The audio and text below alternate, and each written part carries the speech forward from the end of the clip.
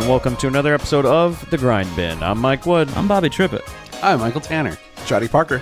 And today we're talking about 1986's Body Slam. It's wrestling for wimps. You don't need music to wrestle, you need balls. Big ones. Hey, Bobby, I got the money. Dad, I made the team. But you're a hooker. Get that goddamn thing out of your mouth. What is it, knocker? Spooky ain't got no real rhythm. We're gonna play a little game, baby. I just love fun and games. Get a little girl all hot and horny. This is Los Angeles. How the hell would women live? I'm horny. And maybe Daddy wouldn't have had to kill himself because he couldn't get it up anymore. What a shame. It's for jacking off. Come on, just step on the gas before we get creamed. And more. So Body Slam, here it is finally. After months of trying to record this episode, Tanner has been wanting to record Body Slam for... I literally think this was the first movie I sent you when I was just a fan. I was like, hey, you should... I know it's kind of out of your wheelhouse, but I think you should do Body Slam. Yep, this one's a Tanner Jammer. Yeah, and also, I would love to be on that episode and all this stuff. Also, in addition to, hi, I'm a fan. My name's Mikey. And now, much You guys like like wrestling? much like my story arc, he got pulled in and now he's on the damn show. Yep. And Tanner was also like, oh, and I know Bobby really likes wrestling, so maybe we could all do that one together. And I was like, yeah, sure. And then we were planning on like, oh, maybe we'll do it for WrestleMania. You know, we'll do a wrestling And then movie. WrestleMania came and went. And nobody cared.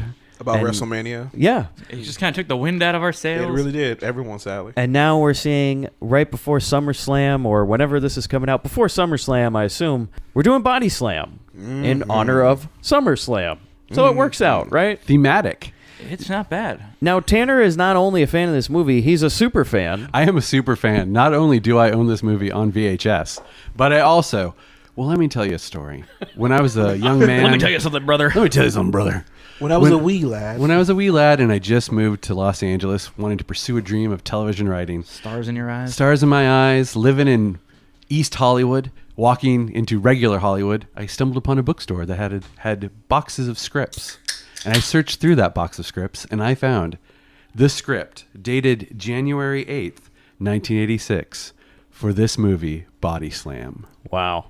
So, yes, Tanner, you have the full script. You said there's some changes between are the some script and the interesting movie, changes. which I'm hoping during the movie you'll explain to us I'm some just of going these to changes. interrupt while you're talking, be like, That's in fine. the script, That's fine. page 37. Script supervisor Michael Tanner.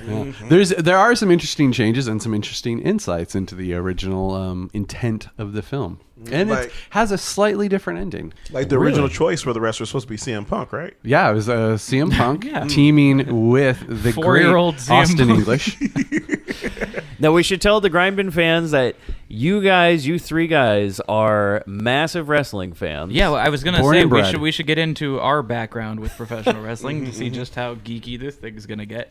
I'll start. I'm a lifelong fan. My mom was way into wrestling, so I have no memories prior to being a wrestling fan. Like it's from birth. I was, sitting there in my short pants watching Hogan and the Ultimate Warrior and all those guys. AWA, NWA. I watched it all, and I still do. Yeah, I was a WWF kid watching late night on Saturday nights. Saturday night main event, Whoa. and then What state were you watching it in? State of Montana. It's a state of mind. There it is. Yeah, like it's crazy. I have such clear memories of major moments from WWF television, and I was one of those kids who would cry when people would call it fake. But I developed a very strong headcanon where with the different federations, because I was a little bit familiar with WCW or NWA, a little bit with AWA because it was on ESPN back And they had in the those day. action figures. The Yeah. ones that just looked like He-Man figures. Yes. The Remco figures. But my theory was, or what I believed, was that WWF was in fact fake. But WCW and AWA, that was real. Oh. And that's why when wrestlers would jump, it was because so-and-so got injured while wrestling AWA, they would go to WWF to continue performing because it was fake and it was safe. That was more stunt. That's but the interesting. real stuff. That makes sense. Yeah. I mean, WCW was kind of real because they did make their own storylines. So yeah. Yeah. So it was that was my headcanon for wrestling. And then got out of it for a little bit, then got back into it. As in everybody does Yep. at some 97 during the Monday Night Wars. They brought them all back. Yeah. I was a huge fan. I had a girlfriend at the time in college who hated wrestling because literally I think 12 hours a week was on at that point between Monday Night Raw, Monday Night Nitro, Thunder, SmackDown. mornings. Saturday. And you were watching all of this? I was watching it all and videotaping all of it. Oh, man, Tanner. Yeah, and I'll tell you, and I was a fan, followed it for a while, and then my favorite wrestler of all time, Chris Benoit. Oh no. Oh, no. If you're a wrestling fan, I don't need to finish that sentence. Broke my heart. Go ahead and Google it. We don't have to talk about it, but it didn't go well. It was my favorite. Like literally, I had like bootleg tapes of his Japanese matches. Like this is like in the late '90s, like when it wasn't easy to get that stuff. But yeah, he was hardcore, similarly, too. so you had like Pegasus Kid tapes Yeah, and yeah. stuff like that. That's something. Similarly, one of my first wrestlers I latched onto as a fanboy, as a small child, was the Blue Blazer. Really? Go ahead and Google what happened to that guy. Yeah, so this is gonna be a sad episode. Looks like it. What about you, Johnny? Wait, what was the question again? We're talking about. It doesn't matter what the question is. Sorry, I just had to get that there. I'm sorry. Johnny, that was fucking fantastic. Sorry about it. But well, honestly, that kind of relates to like when I got into wrestling. For me, I got into wrestling kind of like during that Attitude Era boom was when The Rock got into it. Because back in my high school, like I just noticed that all of a sudden every single kid was talking about wrestling. It wasn't just like the nerdy kids. It was like the popular kids, the jocks. It was the thing. Exactly. Everyone knew who wrestling was. Everyone knew who The Rock was. Everyone knew Stone Cold Steve Austin was. So I got pulled into it too. And when I discovered, I was like, this is freaking amazing. And then The Rock became my favorite wrestler because, again, he was so charismatic, so great on the mic skills and everything like that. And that just kind of pulled me as being like a lifelong fan now. So now I'm at the point where now I'm like following New Japan. I'm watching NXT. I'm still like watching it, talking about it, like trying to figure out what's going on with the storylines and everything like that. Lifelong fan and hoping it gets better, especially WWE. Yeah. I'm the most casualist of casual wrestling fans. I had an N64 with my WCW game. Revenge or World Tour? Had both. Yeah. And I was in junior high at the time, and all my friends played the same game. We're like, let's watch the TV show. And then we all just started watching Nitro and went through Bill Goldberg and all that stuff. And Was that your boy? Was that your guy? oh, loved it. Back then, I was like, yeah, he's never going to get defeated. Like, you know, like one week he's won 100, next week he's won 300. Who knows? Did you have any like weird mid-carders that you were really into? Well, I thought that Diamond Dallas Page was awesome. Yep. Loved him. Oh, DDP. And Bobby always tells me to watch things, and I tell him I will. I swear I will at one point. But just like how I never watched WWF back in the Attitude Era, I'll just get around to it eventually. If it isn't old WCW, he doesn't want any part of it. Oh, back then I just didn't have the time. Of course. Not like now. I got to play video games. What do you want? Yeah, You know? full disclosure, when we joined all together today, I brought a stack of wrestling DVDs that I distributed amongst the boys. I can almost put money down that Mike will not watch them. I will watch mine. They're PWG, which is based out of LA, I guess. And Reseda, California. Yep. they used Well, to now be, moving to just Los Angeles, California at the Nice. Globe Theater. Then they used to be like cheap underground shows, and now they're like super popular. Yeah, I used to get front row tickets easily for like $30, but now it's become pretty hip. So it's like $70, and they sell out in 30 seconds. So Oh, now I yeah, just they watch do. the DVDs. One day I hope it's to kind go. of cool though, because in a way it's kind of like showing the like wrestling's going through that phase again, was becoming more popular. Yeah. which hopefully will become like just popular was in the Attitude Era. Especially smaller stuff, independent stuff, much like what we're going to be talking about in this movie we're covering. I It's think not yeah, the major feds, it's the indies. It's like we're putting Those on our own indie little rock darlings. and wrestling shows. And that's PWG. It's been described as it's been likened to a punk rock show. A house party with a ring in the living room was one of my favorite ways that someone put it. Well, that's what I think's interesting about it is that like I know people around here that are talking about wrestling that you would never expect to be discussing wrestling, and they're Yeah. all interested in going to these underground shows In and certain stuff, so- places, especially here in Los Angeles, Yeah. it's getting cool again. And what's crazy too is that like people are getting into wrestling or talking about it. Like you're right, they're talking about the underground scene like in their cities, but they're also talking about the stuff that's going like in New Japan. Like they're looking at the stuff that's going on like internationally as well. For like example, like in the comic book and anime community, everyone's going crazy over the Golden Lovers because yeah. their entire storyline it's like something you would read like in a comic book or a manga, especially Yaoi. But yeah, people are just kind of like going crazy for it, and it's actually a really cool story because it's like this long form storytelling, and it's kind of interesting because it started to turn people off from WWE, but started to gain more wrestling fans in general. Yeah, when you can buy Bullet Club merchandise at Hot Topic in the mall, you know that like wrestling is starting to break through, and it's a different kind of wrestling that's breaking through. Now, we've reached a point now where you can't really go anywhere without seeing somebody in a Bullet Club shirt. Oh yeah, Yeah. no shit. Like it is If insane. there's a gathering of any kind, someone's in a Bullet Club merch. Of course, and which is great because it means the culture is coming back, is being cultivated, and the best part about it is though it's not being cultivated by one person because it's like in a way Vince McMahon kind of dropped the ball, kind of like Pokemon Go, I say, because you remember that summer when Pokemon Go was just everywhere. Absolutely. So yeah. all they had to do was just keep cultivating it, and they could have literally changed the world because they had people who weren't video gamers. They had lawyers, doctors, professionals, all walking around interacting with each other. Had they kept cultivating that, they literally could have changed the world. Same thing with wrestling. There was a point where wrestlers were showing up at political conventions, like the Democratic and National Republican. Smackdown the vote or whatever that was. SmackDown, yeah. But the thing about this was that When Hillary and Obama were campaigning against each other, they appeared on WWE television. exactly. What? Yeah, well, video screen. Like Oh, Obama I didn't was like, walk Obama down. didn't take he a didn't. stunner. He didn't do a run and get stunned. yeah. But he did show up on the Titantron and give a speech that ended with, "If you smell what Barack is cooking." Are you serious? I'm not even making that up. You can find that footage. Yeah. And the crowd went nuts for it. I think that's how he ended up president. Just that moment. Yeah, That is the okay. moment Barack Obama became president. It's Oh, like, man. He just out of nowhere he like winked at the camera. Went, "If you smell what Barack is cooking," and the Wow. crowd went nuts. yeah, the crowd's starting Baraki. But yeah, that's the crazy thing about it. But lately, that fan base for WWE has like gone downhill, and because Vince McMahon's not cultivating like he should have. So And this ties into to Body Slam because Definitely that's so. talking about that. Like there needs to be an alternative. There needs to be a some kind of rock and wrestling. exactly, because the cool thing about it is, well, the reason why I think I love this movie so much, at the end, I was watching the credits. No executive produced by Vince McMahon. Which people usually know is that if his wrestlers appear in anything, he's always involved somehow. But I looked, it was like, I Well, don't it's because see him. nobody in this movie at the time was working for WWF. This is Yeah. all AWA wrestlers. Yep. Nice. And NWA wrestlers. So as we get into it, guys, this movie is directed by a Grindbin All-Star. Yeah. Hal Needham. Now, he's from White Lightning, but he was just a stuntman in White Lightning. But oh boy, is he much more than the stuntman. So he had the credentials. Yeah. Yeah.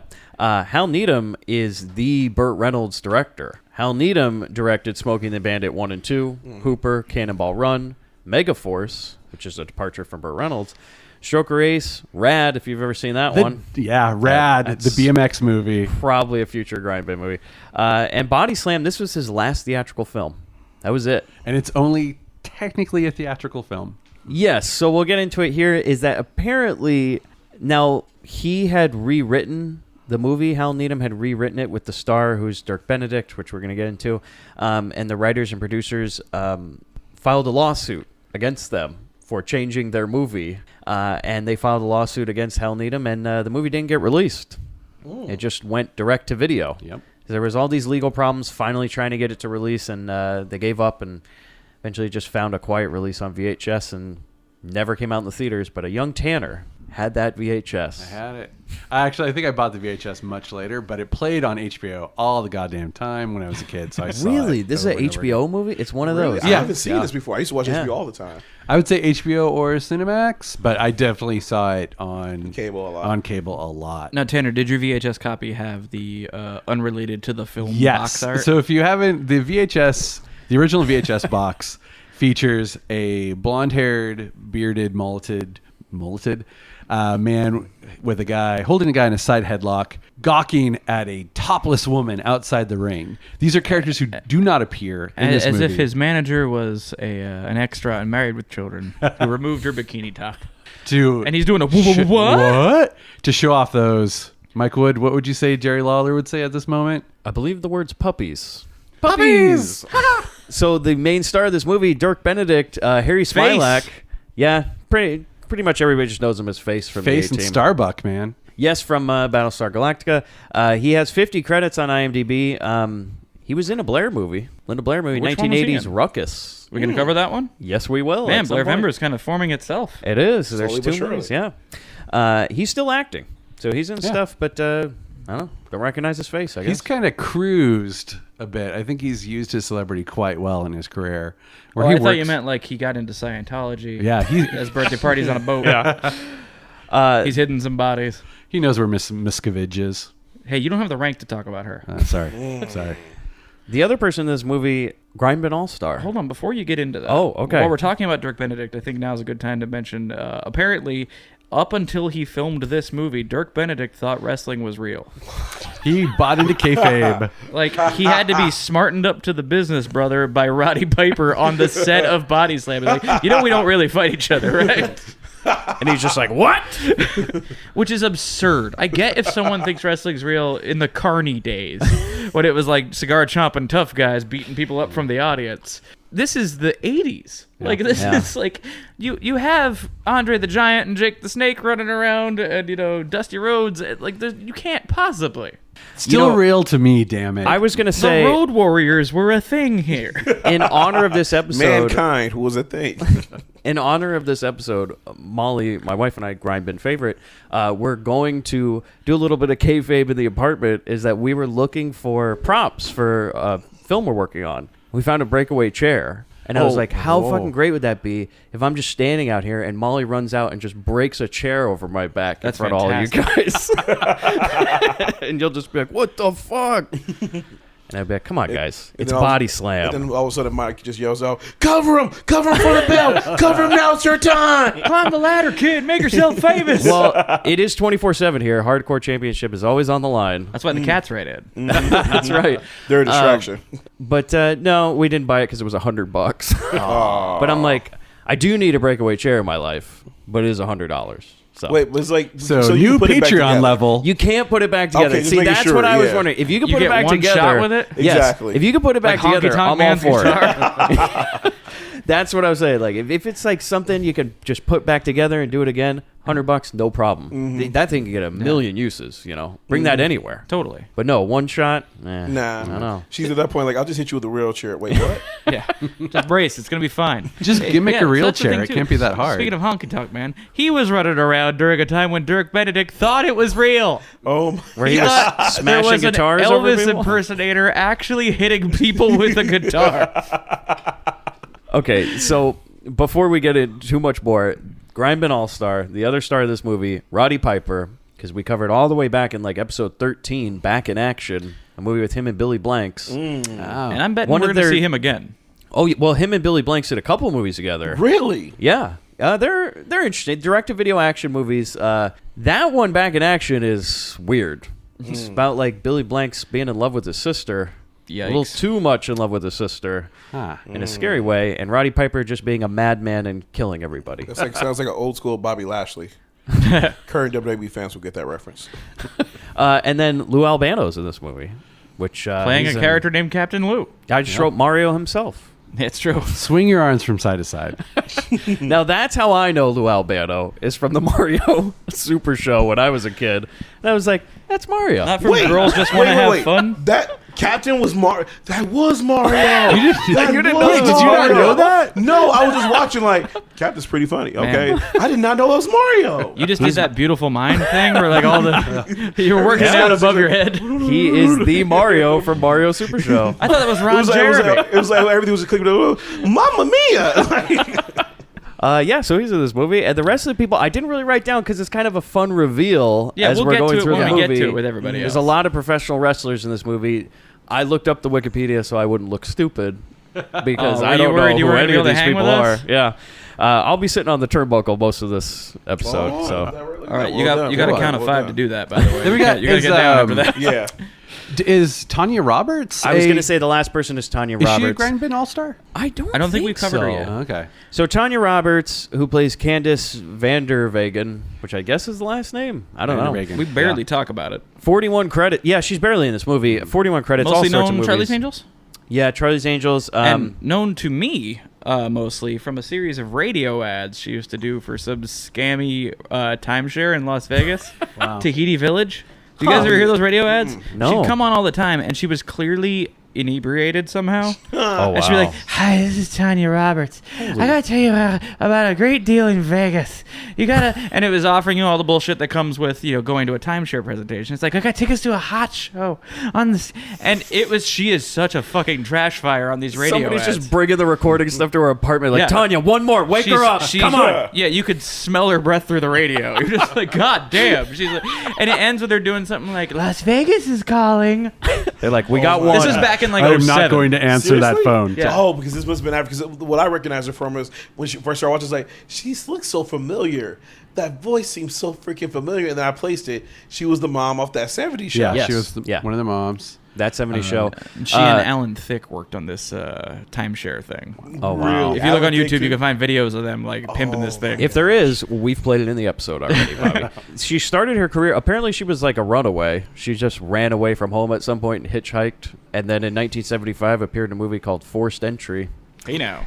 Which, it's what you think it is. Oh, no. And then followed that up with 1976's The Yum Yum Girls.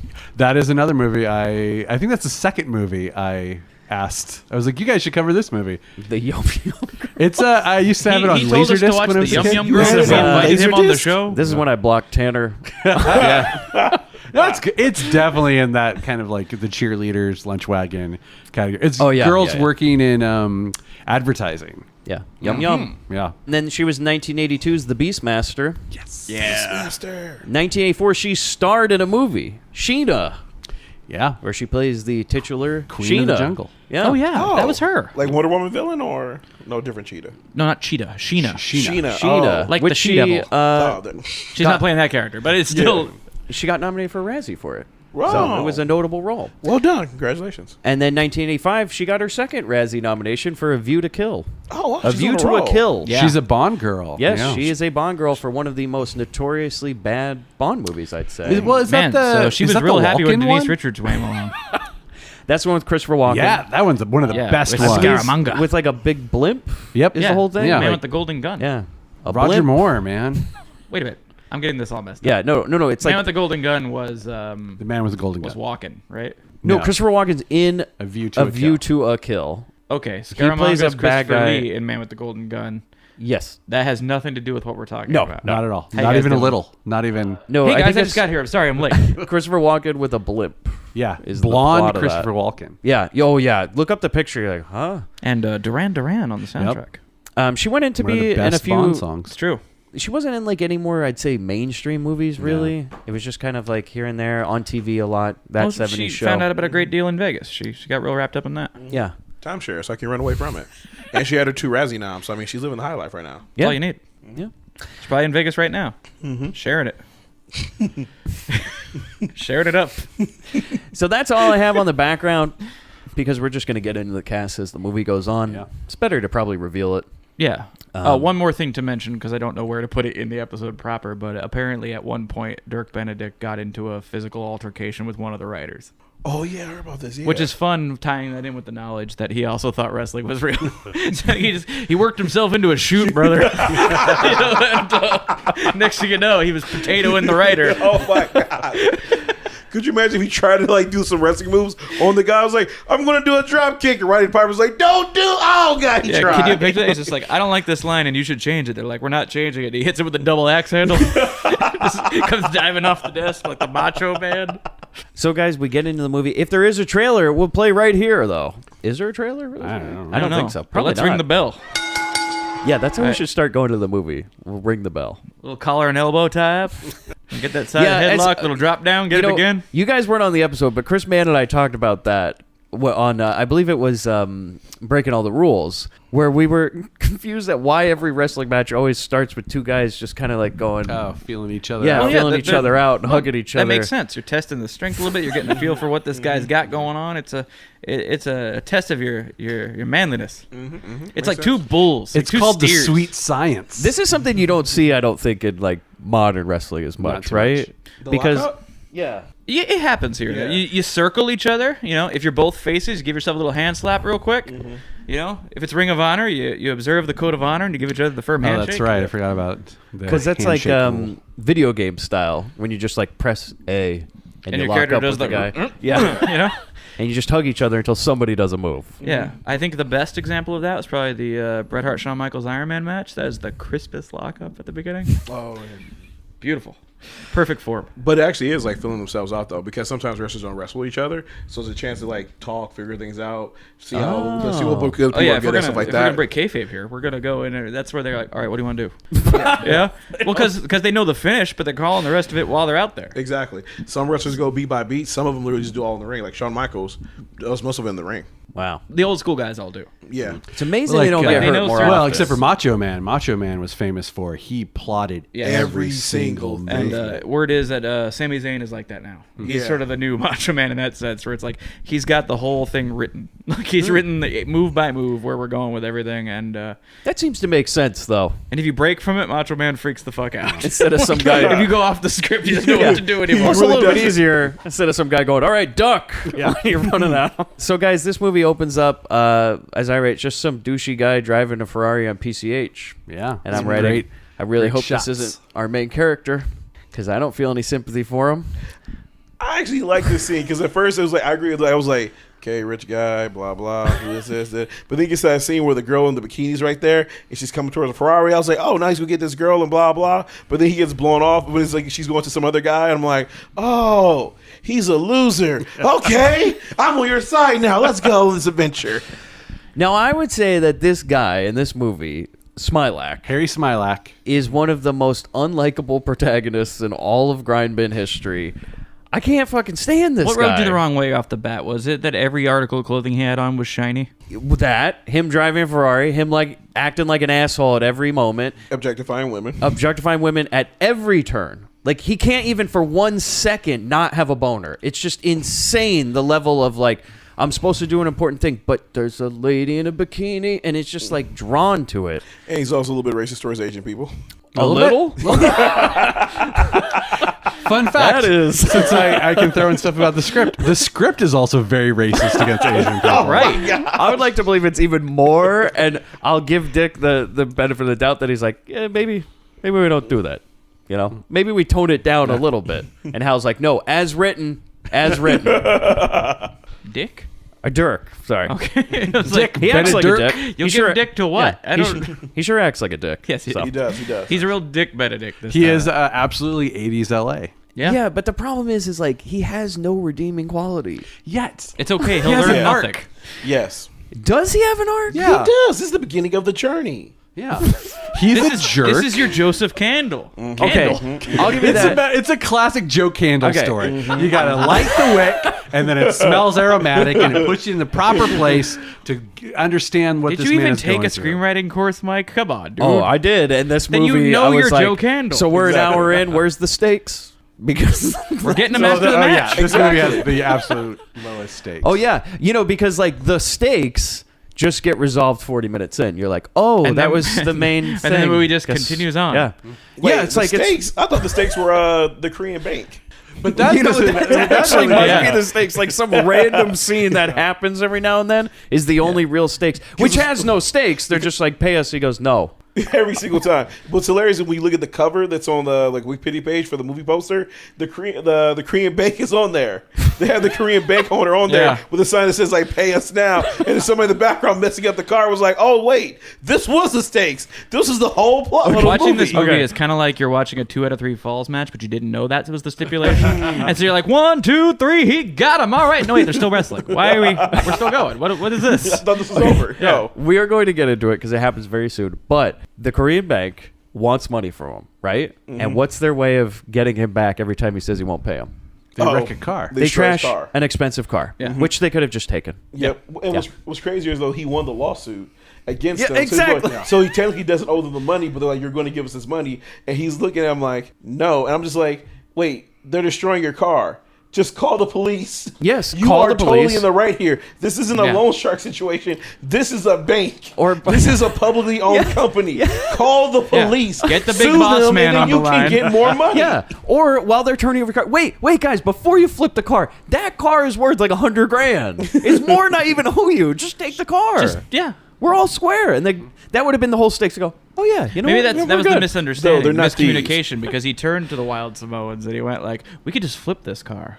And they went, "Right away, boss," and they flipped the car. He's like, "No, damn it!" Okay, so let's Not get that to flip. the. Damn it. We'll get to that. Let's stuff. get to He the point. plays- The next thing is he just goes to some place in Beverly Hills and he does valet, and he thinks his valet is And because the guy goes, "I got a message for you." And he hands him a piece of paper. is repossessed. And it's an early cameo by the Repo Man. yeah, Emilio Estevez just pulls away with the car. It's very sad that Harry's Ferrari gets repossessed because if you notice, he actually has a vanity plate on the car it's like Harry for you or something like that. Oh my God. It's really weird. Oh my But God. it's like, well, it's a vanity plate. Harry for you. Yeah. Huh? Wasn't that a Madonna song? Harry for you. So this is what I read. I guess this is our main character.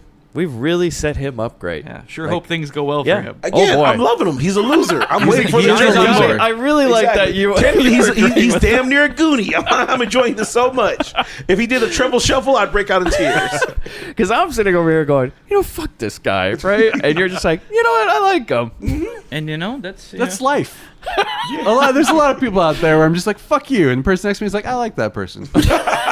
it's just like being a wrestling fan. You guys got your characters that you latch on to and ones that you don't. It's like he's a heel, but he's a lovable heel. So do you think there was people in the audience go, man, fuck that Steve Austin. I'm on Vince's side. Absolutely. Right? Yeah, bro. He's just trying to run a company, and this guy's ruining. He's pouring beer all over the ring. What's he doing? It had to be a tough time because ultra conservative people sided with both of those characters.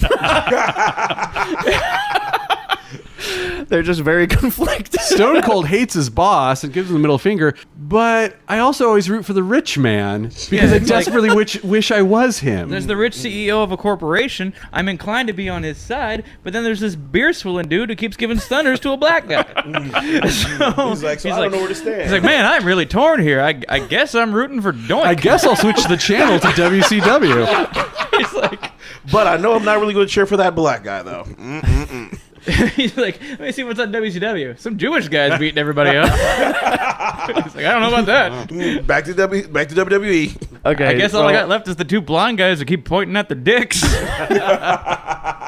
So then we go to Smilax in his office with the secretary that we'll never see again, right? Just forget all about it. And he's like complaining about how his car got repossessed and get his lawyer on the phone and all this because he keeps sending bounced checks. Then we just go to the lawyer's office, and here's the thing, is that the lawyer propositions him and goes like, dude, you owe all this money. He got subpoenaed, by the way. We don't know what the subpoena's for. I don't know if it's a civil case or a criminal It's a case. credit card company. Oh, okay. So, what? He got sued by his credit card company. I guess he owes the money to credit cards. Okay. So he got subpoenaed by his credit card company, and his lawyer's like, look, man, I got a way for you to get out of debt. Just do this political convention thing. Do this job. Yeah, I'm offering you a job. And by the way, an easy street fucking job. Yeah. Like you are in, man. You are in with the high rollers in LA. All you got to do is just get one fucking idiot to sing at a political You know what, though? fundraising event. This guy's bringing it on himself, though, because he tells him right out. He goes through his list of ailments, where he's like, your car's been repoed, you can't make your rent, you've been subpoenaed, everything you touch turns to caca. Yeah. I want you to touch this. Yeah. The most important thing in my life. Please. Sheldon. You've proven time and time again that you will fuck up every single thing that's laid in front of you. Let me lay something important in front of you. Yeah. This is literally the most important thing for me. I will get killed if I I'm don't putting do this you right. in charge Yeah. of this because I know you'll fail. But at the same time, Smilax goes, hey, you know what? Fuck you. I wouldn't even vote for that guy. I'm not going to go near this guy. We don't know why or anything. He's just like, no, hell no. I'll never take a handout. Although in the rest of the movie, all he does is take handouts. So we don't understand why he's acting like this, but he's basically like, no, I won't take your job. I guess off screen he agrees to, because at some point he's just taking the job anyways. Well, wait, what happened? They made him take the job. There was something that took place. Is it after the first visit from the bank? Like, Maybe, it's- yeah. I think it's after he talks to Mr. Kim. Yeah. Oh, but before we Oh, leave yeah, the scene this- with yeah. Sheldon the lawyer, when we first meet Sheldon, he's working out and he has his trainer who is a 80s style buxom blonde in workout gear. Straight up. And death high smile. heels. Yeah. When she leaves the office, she's wearing high heels, All right. which is so 80s To be fucking fair, weird. the only aerobics that are going on, and we see that happen in was it Killer Workout, Aerobicide? We got people in high heels doing workouts. But the only workouts he was doing is arm circles anyway. The shit that we all did in kindergarten. That's That true. no one does That's now. true. Can you imagine you go to the gym and there's some asshole doing arm circles? He's like, what? I gotta do this for 10 more minutes. That's I gotta like make one it of- wider and then bring it back in. And not only that, though, but there's a trainer having him do arm circles. Yeah. So at that point, you're like, I don't know who's the bigger idiot. You're getting taken. Actually, no, he's the bigger idiot. Because that person is not a certified trader. They're like, all right, so we did the arm circles. I'm going to go get the parachute. We're going to pop up some balls. When I was in college, they're like, you have to do 2 PE credits, right? And I did bowling, and then I couldn't take bowling again, so I did Aikido. And that was like you Holy warm shit. up, right? And You're they're like, all right, Steven Seagal now? let's do our arm circles. And we just What spent school like did 5 you do minutes doing Aikido that. at? Chapman University. No shit. Really? I only Yeah. needed 1 PE credit at Orange Coast College in Costa Mesa, California, and I did bowling as well. Yeah, and it's 'Cause great, we're by the lazy way. fucks. Yeah. Damn, we didn't even have a I had an credit. off-season NFL referee teach me to bowl. No way. Seriously? That's awesome. His normal job was he was a referee for the NFL, and just on the off seasons he would do Bowling. Okay. he would teach serious bowling question. at a community college. Would he That's get crazy. confused with splits and think you're supposed to go through the uprights? Yeah, absolutely. And he just always do, He, 3 points. He was constantly blowing the whistle. He was throwing flags on my alley. No, Aikido was great because like you learned how to throw people and stuff, and like at the end of class, it would be like an action movie, and that you'd have people surround you, and they'd come up, and you got to throw them and stuff. This Wait, is back when really? Yeah. Did you grow felt a like ponytail? badass. Yeah. Oh, I did. I started talking. I'm walking around campus with a soft-spoken voice and everything. take me out. Exactly. Like, Mr. Wood, we can't hear you. Please speak up. the balls. You're like, what are you talking about, Mike Wood? I'm just a cook. You don't believe me? You can go talk to the captain.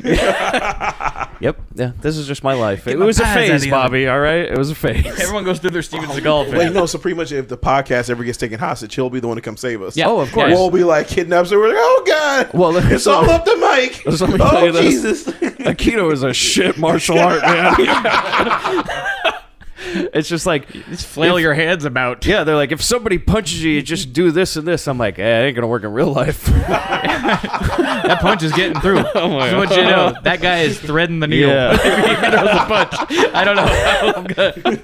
Like, look, this is a kayfabe. I'm going to get hit. My move is to put my head down so he hits the hardest part of my head. Oh no, It's just it. no! My move is nut kick and run. Like that's it. You Kick know? yourself in the nut and run? Yep. You Yo, send that ah! guy to Dick Kick City. Okay, so Population you. what happens is we find out that he's a manager in this scene. Like at the end of the scene, basically he's a talent manager. Okay, that's all we need to know. Because it ends with him going, what are you going to do? And then Harry goes, what I always do, manage. And it's supposed to be like a big stinger. And then we doesn't cut mean to anything. him having hitched a ride on a motorcycle. Yep. From some guy, and as he's letting him off, the guy turns to him and says, "You seem bigger on screen, Mr. Eastwood." He's gonna explore the space of that one. I didn't write the joke, you assholes. No, oh no, Bobby! No, I'm just, kidding. that's the audience. That's you the needed audience. to put a little bit Tumbleweed. more of the weird accent that the guy had on the Please. line. You look bigger on screen, Mr. Eastwood. What kind of accent was that? Yeah. No, Who you know Tanner did knows? it. That's pretty Who spot on. knows? You really Norrised that line. I You know, did. Tanner, though, on the Yeah, other hand. I put a little bit of What is this, Grand Central Station? Dirk Benedict in it. There it is. There it is. You dirked all over I it. dirked it. So again- Dick Benedict. Yeah, he is. Yeah. So this is how we like him even more, is that he cons his way into getting a guy that owns a auto shop to loan him an Yeah. expensive car. The- Not Great. just a guy. Yeah. John fucking Aston. Gomez Adams. Who I'm pretty sure is wearing his Gomez suit. Low key. It's got the pinstripes and everything. He's straight up Gomez. We're just All seeing right. it in color. That's the only Yeah. They saw him, they offered him $5,000 on the spot to be in one scene. You know, he's like, all right, well, I'm getting off work today. I'll come by your set, whatever we're going to do. You'll never see him again. No, and that was crazy. I was like, Gomez, oh, he'll play an important part. He'll be integral to this story. Gomez Not is at going to be fucking like all. the pallbearer of this movie. So Harry has an established relationship with Scotty, played by Sean Astin, who runs this car. John Aston. Not John Sean Astin. Astin. Sean Astin. Sean Astin. The great Rudy Sean himself. Astin. We got a Rudy Goonie. himself. Sorry, his dad, John Astin. Like Goonies age. Sean Astin. Running a used car lot. Hey, he was in that movie Kidco, wasn't he? No, that was. What do you want, mister? I have to go on an adventure. Me and my friends have to go find pirate treasure. No, Dirk, I don't trust you. You won't bring the car back. Got Sean Listen, Astin. Starbuck. Well, that could have been a good moment as he goes, like, he gets the car from Sean Astin. He's like, well, I don't even work here. It's Lord of the whatever car you Rings, want. Sean Astin. Mr. Smilax, I made a promise. There's good in this world. Don't you leave him.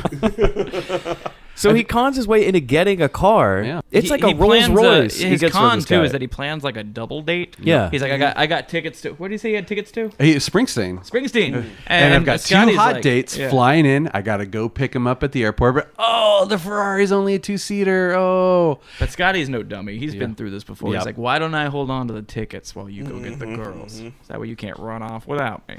And he's like, okay, fine, Scotty. And he hands him the tickets and he peels out the expensive car. And then Scotty takes a look at the tickets and it says Jewish Yodeling Festival. Yeah. Harry! Oh, that Harry. And I wrote, call the cops.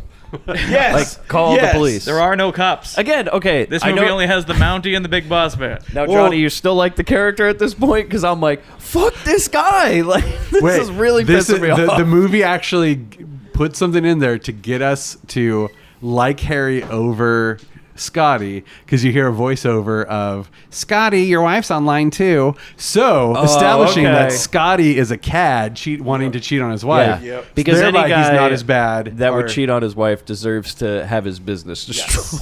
Hey, it's on him because he's the one who agreed to give him the car. Exactly. He didn't steal the car. That's true. He got Bugs Bunny. That's true. So if anything, that Wily Wabbit did it again. And the movie does not does a poor job of establishing this, but the car belongs to Harry's landlord, who I think we see briefly in one scene where he complains to Harry about not fuck? paying his rent. Yeah. This must be in the script, man. Yeah, I don't It's know. in the script, and I remember noting it because they referred to a character named Shapiro a couple times in the movie. I was like, "Who the hell is Shapiro?" And looking in the script, there is like, "Oh, Shapiro I is." thought they were just Harry's- talking about Robert Shapiro, like the lawyer in L.A. I was like, they must would've be been talking about famous. him. But yeah, Kardashians. Yeah, makes sense. they reference Shapiro, and Shapiro is Harry's landlord. So we don't see Shapiro, I think, but he's banging on the door outside Harry's office later, like, "You ruined my car, Harry!" Like, What that kind of if thing. he is the Shapiro lawyer? That's why we never Yeah. see him. Is because Exactly. They just make reference to him. the classic Robert Shapiro. He was probably busy dealing with OJ at the time. This is a couple years before. A little bit before. He was Foreshadowing. getting ready, though. Foreshadowing, exactly. He knew what was about to go down. He's like, he's marrying that white woman. Oh, this ain't gonna be good, everybody. He's got him on retainer like years ahead of time. He's like, look, trust me, one day you're going to need me, all right? He scams him with the tickets. He drives off, right? And then Smilax on a date with a lady. They come back to his beach house. Again, I'm like, fuck this guy, man. He's like, he's got it all. I hate this guy. He lives not even in a beach house. He lives on the beach. Yep. Like, he literally lives on the beach. Yep. Or the house from Beach Girls, pretty much. Is that he's just right there in the sand. Yep. Everything's good for this guy, except he doesn't pay his bills. But see, that's the deal. Every time you think things are good for him, something bad happens. And Yeah. that's when, what was it, Mr. Okay, well, Kim? how do we introduce Mr. Kim? Well, well. that's when this starts. We introduce Mr. Kim with a gong. Of course. And then he walks out looking like Emperor Tojo from World War II. Mr. Smilax? I thought he looked like Odd Job. Yeah, I said odd job. Yeah. Oh, like Skinny he Odd does look Job? like Odd Job, yeah. Yeah, He's he's like Skinny got the Odd hand Job job. or Yeah. Skinny Mr. Skinny Odd Fuji? Job. Yeah, skinny. Oh, devious. Yeah, they introduced this character multiple times with a gong. Please note that in the script he is Oriental Man. Oh, God. They didn't even give him a name? They wait several lines of dialogue before saying he's Mr. Kim. So Oriental this Man. isn't a shooting script. Wait, Tanner, please tell me. Does it say gong in the script? Oh, does it I'm on the please page. tell me if Give a us the gong reading. sounds in the air? And now an excerpt from the script of Body Slam, read by Michael Tanner. Harry puts his arm around her, leading her to the door.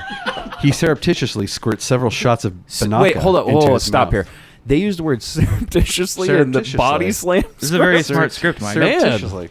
Harry, I'll turn on the jacuzzi while you freshen up. As she enters, we hear an Oriental man's voice off camera.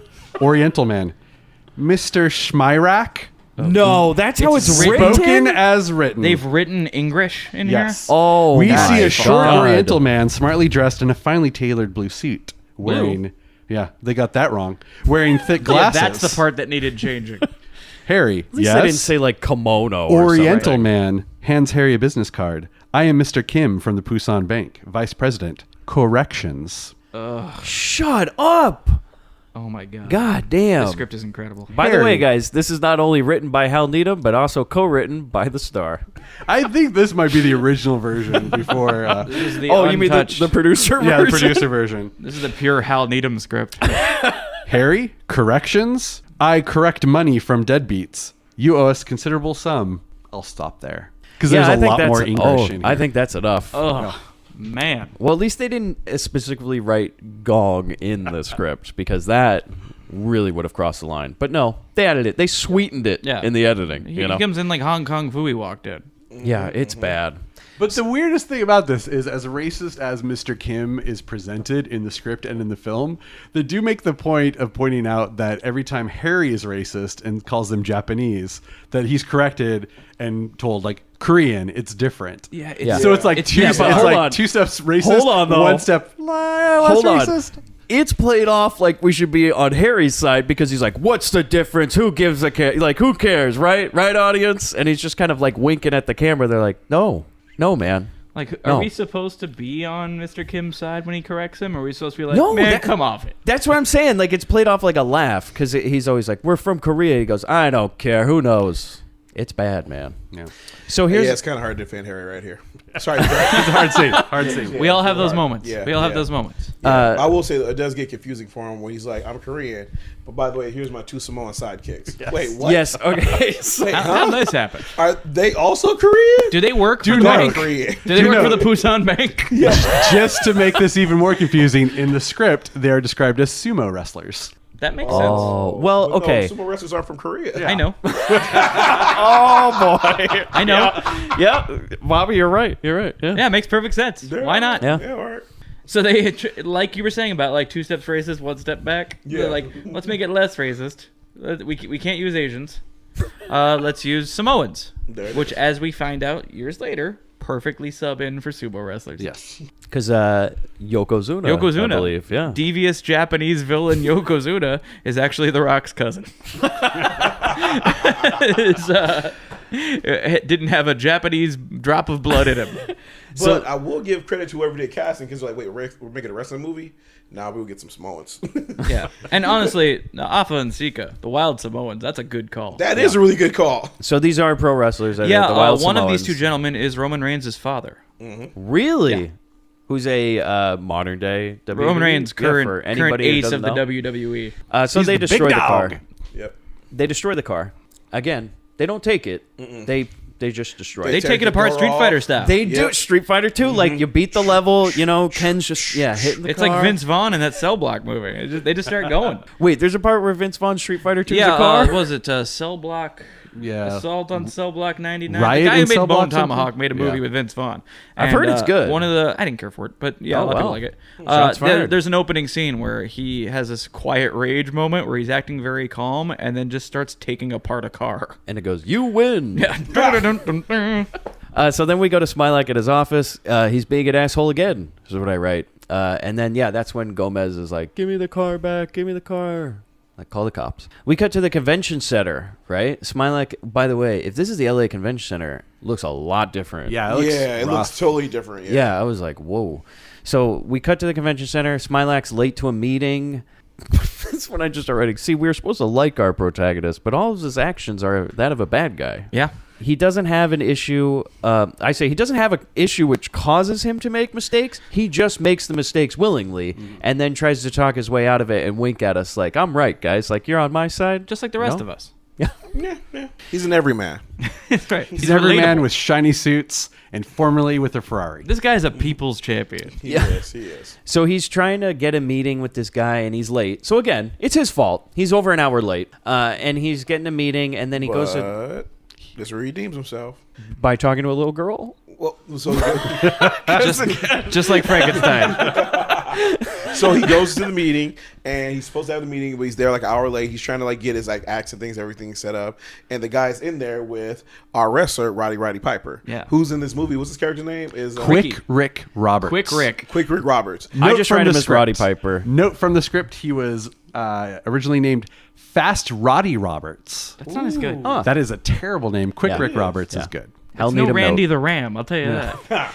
But before yeah. he goes into Oh, that yes. meeting, There was a here's- little girl hanging Tabitha. out. There is a little girl who's in this movie constantly for no explanation. Like, we don't know why her story. Like, She's the niece. well, he just says, "That's my niece." But apparently I'm like, she has nowhere to be. Yeah, I'm like, does 'Cause she have? And she's parents? allowed. She has clearance to literally everywhere. Yeah, she is a niece, Like, and also does that mean like Ricky the Dragon Steamboat's son that he carried to the ring with him was just with him everywhere at that time? because she was apparently Roddy's assistant. She because- works. She kind of works as his manager. Yeah, she's basically his manager. Yeah, He already has that. But yeah, so she's sitting Well, there, and that's we don't know his who agent she is yet. And he says hi to her and asks her what her name is, and she says her name's Nobody because my uncle Ricky says old men who talk to little girls were all perverts. So again, I'm like, That makes sense. I'm on this That guy's makes side. sense. That Yeah. makes sense. Solid. The girl's right. The girl's right. Yeah. No, she's right. Quick Rick Roberts is preparing his niece for the future. Yeah. So yeah, he goes in there and basically Roddy Piper's getting shafted by this guy because Captain Lou Albano, who's the manager of all these wrestlers, is getting them bad deals. And for some reason, now we're supposed to like Smilax because he's like, I'm even though I drive Ferraris, I don't pay my bills. I probably evade all the taxes I possibly can. All sorts of bad things. He goes, I'm a man of the people, and the wrestlers should get money. A people's champion. There it is. Exactly. This is where he hears how many people he has. It's like, wait, you bring in 15,000 people? He's like, you know what? You should be getting a percentage of the merch sales. You know what? You should be getting a percentage of concessions. And the moment he said that, I was like, he's making more than an average everyday wrestler right now. because this is the first time we see Harry doing his jobs. This is one of those movies where he's a shit person. But he does Except something well. He's good at one thing. He's a man of the and people. and that's his job. Yeah. So he's Good a very manager. good manager. Real Paul Heyman. Could you imagine Vince McMahon cutting some wrestlers in on the concession? Never. Bullet Club's making that hot dog, buddy. Or a New Japan. All right, Like now Hulk that you bring it Hogan. up, I would totally buy a Bullet Club hot dog. If it had like a black bun and everything like that. Oh, then you had the Cody, you had the Young Bucks. Yeah, let me get the two sweet. Yeah. Because it comes with relish. Yes, yes. I just imagine back in the day Hulk Hogan being like, can I get some of that hot dog money, brother? Well, it made sense because his skin looked like one. Yeah, I mean, he wore the yellow for his custom mustard. And He, get the Hogan he put custom ketchup and sauce. mustard God. colors. Yes. Because when that hunger comes crashing was down it. and it hurts inside. For every hot dog sold, he got a cut. So that's, Exactly. Well, because what's Exactly. more American than a fucking hot dog? So he goes, I got to tan myself to look like a hot dog right on the roller. It's subliminal advertising. You're looking at him sweating, and you're like, man, I can go for a hot dog. Oh my right God. now. And you know what? Ripping the shirt is like ripping a packet of Package. mustard or ketchup. It's all right Listen, there. we just came up with the best idea for Hulk Hogan, and that motherfucker opened up a restaurant called Pasta Mania. He got in the wrong. He had a wrong goddamn business. He should You have can opened see- Real American Dogs. You can see you can see his manager pitching him that. No, Hulk, come on, man. Like, Not pasta. Also, okay, Not the hot pasta, dogs are the best dogs, idea. Trust me. Second best nothing to do with idea. Italian food, man. You're Why not even didn't he Italian. open up Real American Actually, he is. His last Heroes, name's which was a Balea. sandwich shop? Oh, that is brilliant. Did you hear that? Real American Heroes. The sandwich Bam. The shop. sandwich Oh, shop. my God. God damn! Why That are would've we done not so much managed? Why better. are we not Harry Smilaxing Hulk Hogan's You career? guys need to go hang out at the. We need to start at the bugging Staples Hulk Center. Hogan. Look at the Staples Center next time WWE comes in and being like, "Oh yeah, Mister So and So," and then pitch him ideas. You know, hey, where We got a lot of food ideas, a lot of food-based ideas. You want more money? We can help you get more money. So Harry, at this point, does not know Quick Rick Roberts' profession. He assumes he is. He a thinks musician. he's a musician of some kind. Exactly. He thinks he's Yeah. a rock star. Because we didn't learn this, but apparently Harry only manages rock stars. I don't think they mentioned that earlier. Oh, they in the did. movie. When he was talking to his lawyer, he's like, "You've won Grammys, you've done this, Oh, you've okay. discovered stuff." Yeah, Wait, so he's won Grammys, but he manages nobody at this point? yeah. His star has fallen. Okay. Because Yeah. He- Well, he used to- manages one. He's got one band. He's got that one he band manages. left, basically. One client left. Yeah. Kick. Who just is Man, a bunch of kids that play in a garage. I just got rocked all night long by that. That was something. Okay, so basically this all ends with Roddy Piper being like, I want this guy as my manager. And he's like, great. Now, the whole joke is like he doesn't know who he's managing. He thinks he's a rock star. Roddy Piper doesn't look like a rock star at all. He looks like a wrestler. Yeah, it depends on Big the rock dude. star. You know, Danzig. You got a couple guys who look like that. What impresses Harry is Gene Snyder. when he started Oh, yeah. feeling him out about being his manager. He's like, well, that's why I get 15%. And Roddy is like, yeah, all right, that's cool. So I was like, against a $500 a week retainer. And Roddy's like, yeah, okay. And he takes out like a wad of money after Tabitha, the niece, approves. He peels Yeah. off a big wad of money. He checks and hands with it his to Harry.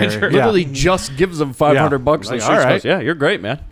Then Captain Lou just shows up. And by the way, I'd say he's the best performance of this whole movie. He's cutting really... heel promos in every scene.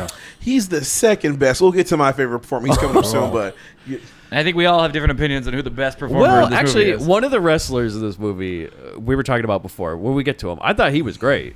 Yeah. Roddy Piper looks like shit in this movie compared to him. Like, they should not have So had him. Captain Lou is marching up. And note, the script does call him Captain Lou Morano. So it's but supposed to be says, him to begin with. Played by Captain Lou Albano. Which I was taught in script writing class. You don't do that. No. There's some dream casting. Hey, You're not allowed to say Needham who didn't plays need a it. class, Bobby. His class was life, okay? And Burt Reynolds. I'm amazed Burt Reynolds wasn't in this movie. Okay, you'd just be like, what are you making, one of them wrestler movies? Yeah, Huh? man. Think I could do that? I want huh? Burt Reynolds as Harry Smilax. It'd be amazing. Oh, now, you know what? Because, no, the audience would have liked him then. Yeah. That's how you make him likable. What do you mean? I liked him. Johnny liked liked him. him. I liked him. See, Some people like to cheer the heels, Mike. exactly. That's Bobby true. liked him Okay. at times. He had his moments. Well, He's a real tweener for me. At times, he's okay. But for the most part, I'm like, fuck this guy. See, I you were don't the- want him to succeed. See, you were the guy booing Triple H. We were the guy saying, "All right, Hunter, we see what you're doing there." Point at your butt again. DX. Suck it.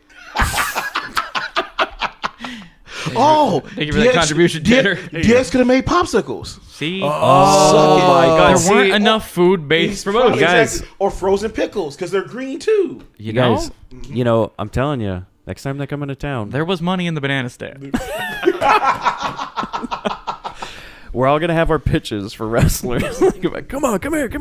Popsicles with your name on them, all this stuff. It'll be an honor to be escorted out by security with you, gentlemen. Well, Vince might give you a job. Like, I like your spirit, kid. You got Remind me of a moxie, young kid. me. You want to come work for the XFL? No, thank you, sir. No, thank you. Oh, no, thank you, sir. No, thank you. I'm all right. I want to work for more than 2 weeks. So anyway. So, Captain Lou used to be Roddy's manager. And he's like, how dare you steal my client? As he should.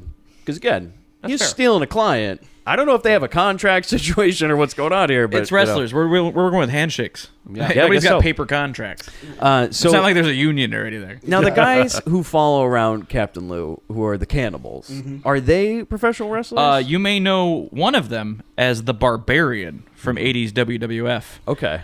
Who later became one half of the Head Shrinkers under the name Sione, and then became one of the Faces of Fear in WCW with Meng. Oh, cool. Okay. Hey, Bobby knows his shit. The other got guy it. I'm not as familiar So with. here's what I think, I- though. well, was we this can supposed get to to be... When I was a kid, I remember the Road Warriors. Is this Wait, supposed let's to be wait the until Road we Warriors? get there. Spoiler alert. Yeah, Mike, Yes. geez. Wait, Mike, In the come script, on. it does. They are supposed to be, but we'll get Mike, to a it. little foreplay Yeah. before you start jackhammering. Yeah, we're not even, Yes, we're not even come through the on. part where Nikolai Volkov Exactly. eats a business card. Okay, Exactly, well, that's come what on. happens next. You trying to is- catch a bus or something? Yeah. Come on. You know, take your time. Play some Barry White, pour some wine, maybe a little ice. You know, take your time. Keeping with the wrestling theme, slow it down, kid. You know, we gotta. We already got bought the Tim in ticket. match. Okay, so the guy he's with now, who eats the card, Yeah. is a He's wrestler. a wrestler. He's Nikolai. Is he? He's not Nikolai Volkov though, no, right? Nikolai but Volkov's he's not in this movie. He is a Russian wrestler. He's the other one of the Bolsheviks. And Not don't- Ivan Volkov, but the other one, right? Yeah, I can't remember the name. Yeah, the other one. He's the other Russian wrestler. So he There were a Who's lot of not the Nikolai Russian guys. Volkov. There were tons Yeah. of those. It wasn't Nikolai Volkov. It wasn't Ivan Koloff. It wasn't Nikita Koloff. It was Alex Smirnov. It was Alex Smirnov of the Moscow Smirnovs. So and anyway, he eats later a on business creating card. one of your Smirnov. standard issue Red Scare Russian Yeah, wrestlers. he eats the business card when Smilax hands it to him, and then he's gonna rough him up, and then Roddy Piper comes in and punches him into a fountain. Yep.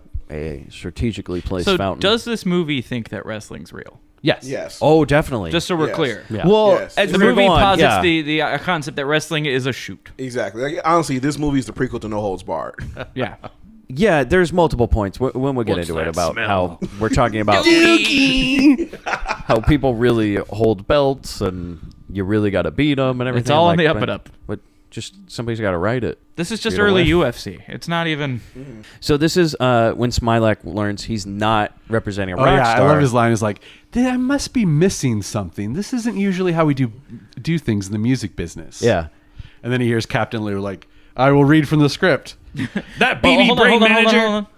And now another reading from the script of Body Slam by Michael Tanner. You'll be back, Roberts. You'll come crawling to the captain. That BB Brain Manager won't last a week in professional wrestling. And then we hear wrestling. Dun, dun, dun. And I go, Professional wrestling? okay, here Yeah, we that go. was great.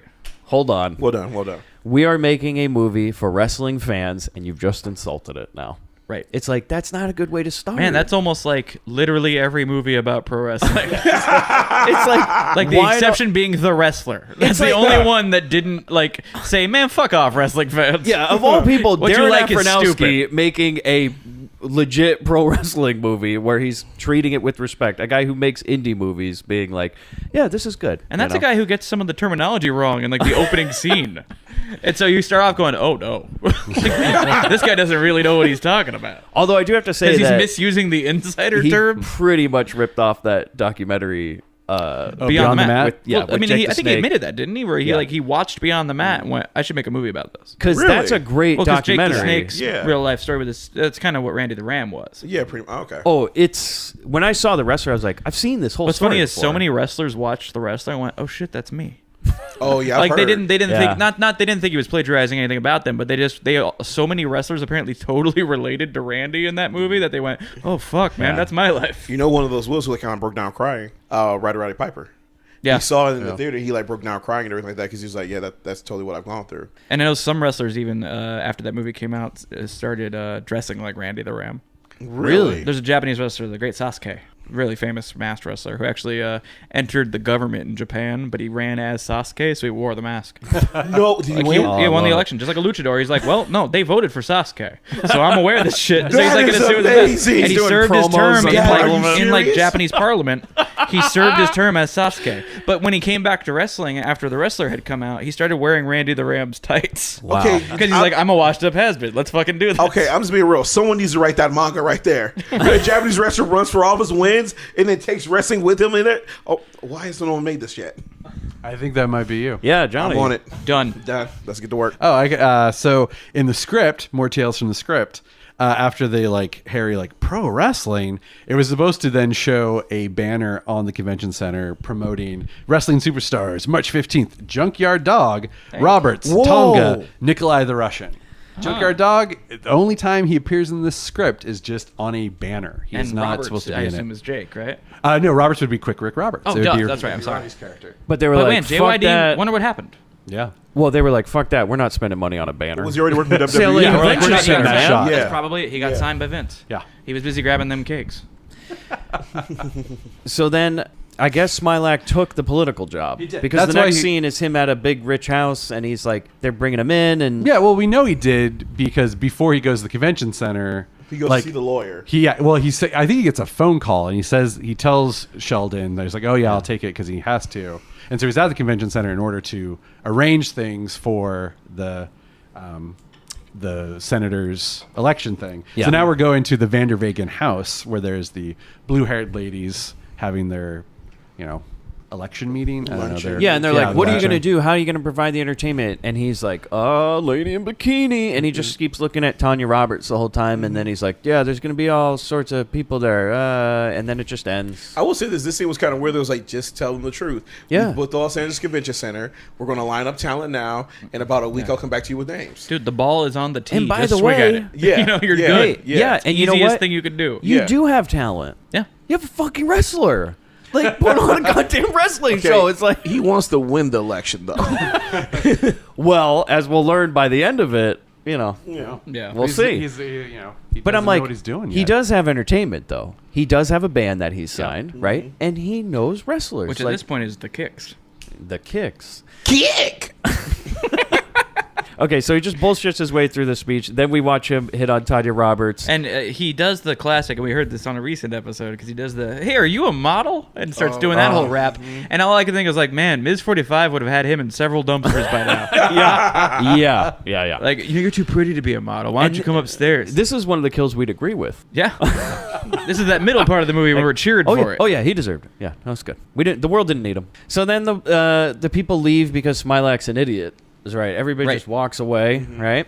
And then Smilax takes this opportunity to hit on her. Yeah, says, "Oh, you're a model." She's the daughter of Mr. Bitsy Mrs. Vanderwegen. Yep. Bitsy Vanderwegen. He refers to And her I as write- Bitsy and the Swingers. And he takes a shot at her parents, unknowing, and she went, Yeah. that's my parents and their friends you're talking about. It's like, I would know them. I'm swimming in the pool. Yeah. They don't just Like- hire me to be here. Yeah, right. Did he think that she was just some stranger hanging out at their pool? So we're with Roddy at the gym. He's talking to, and he's got his goddamn niece with him.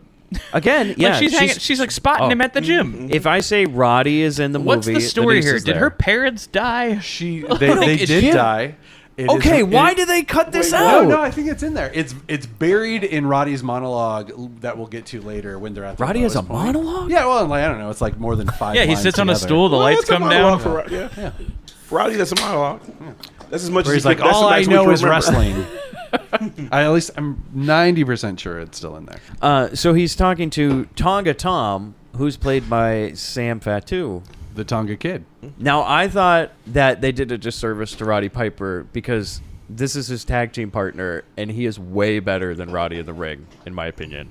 He's flying all over the place. He's doing all these moves, and Roddy is just not really giving it his all. He's a kick puncher. Which I wouldn't have expected. Like, you're like, okay, this movie co-stars Roddy Piper and Rikishi's brother. Mm-hmm. And so here dude, Rikishi cut a promo. He's giving it his all, man.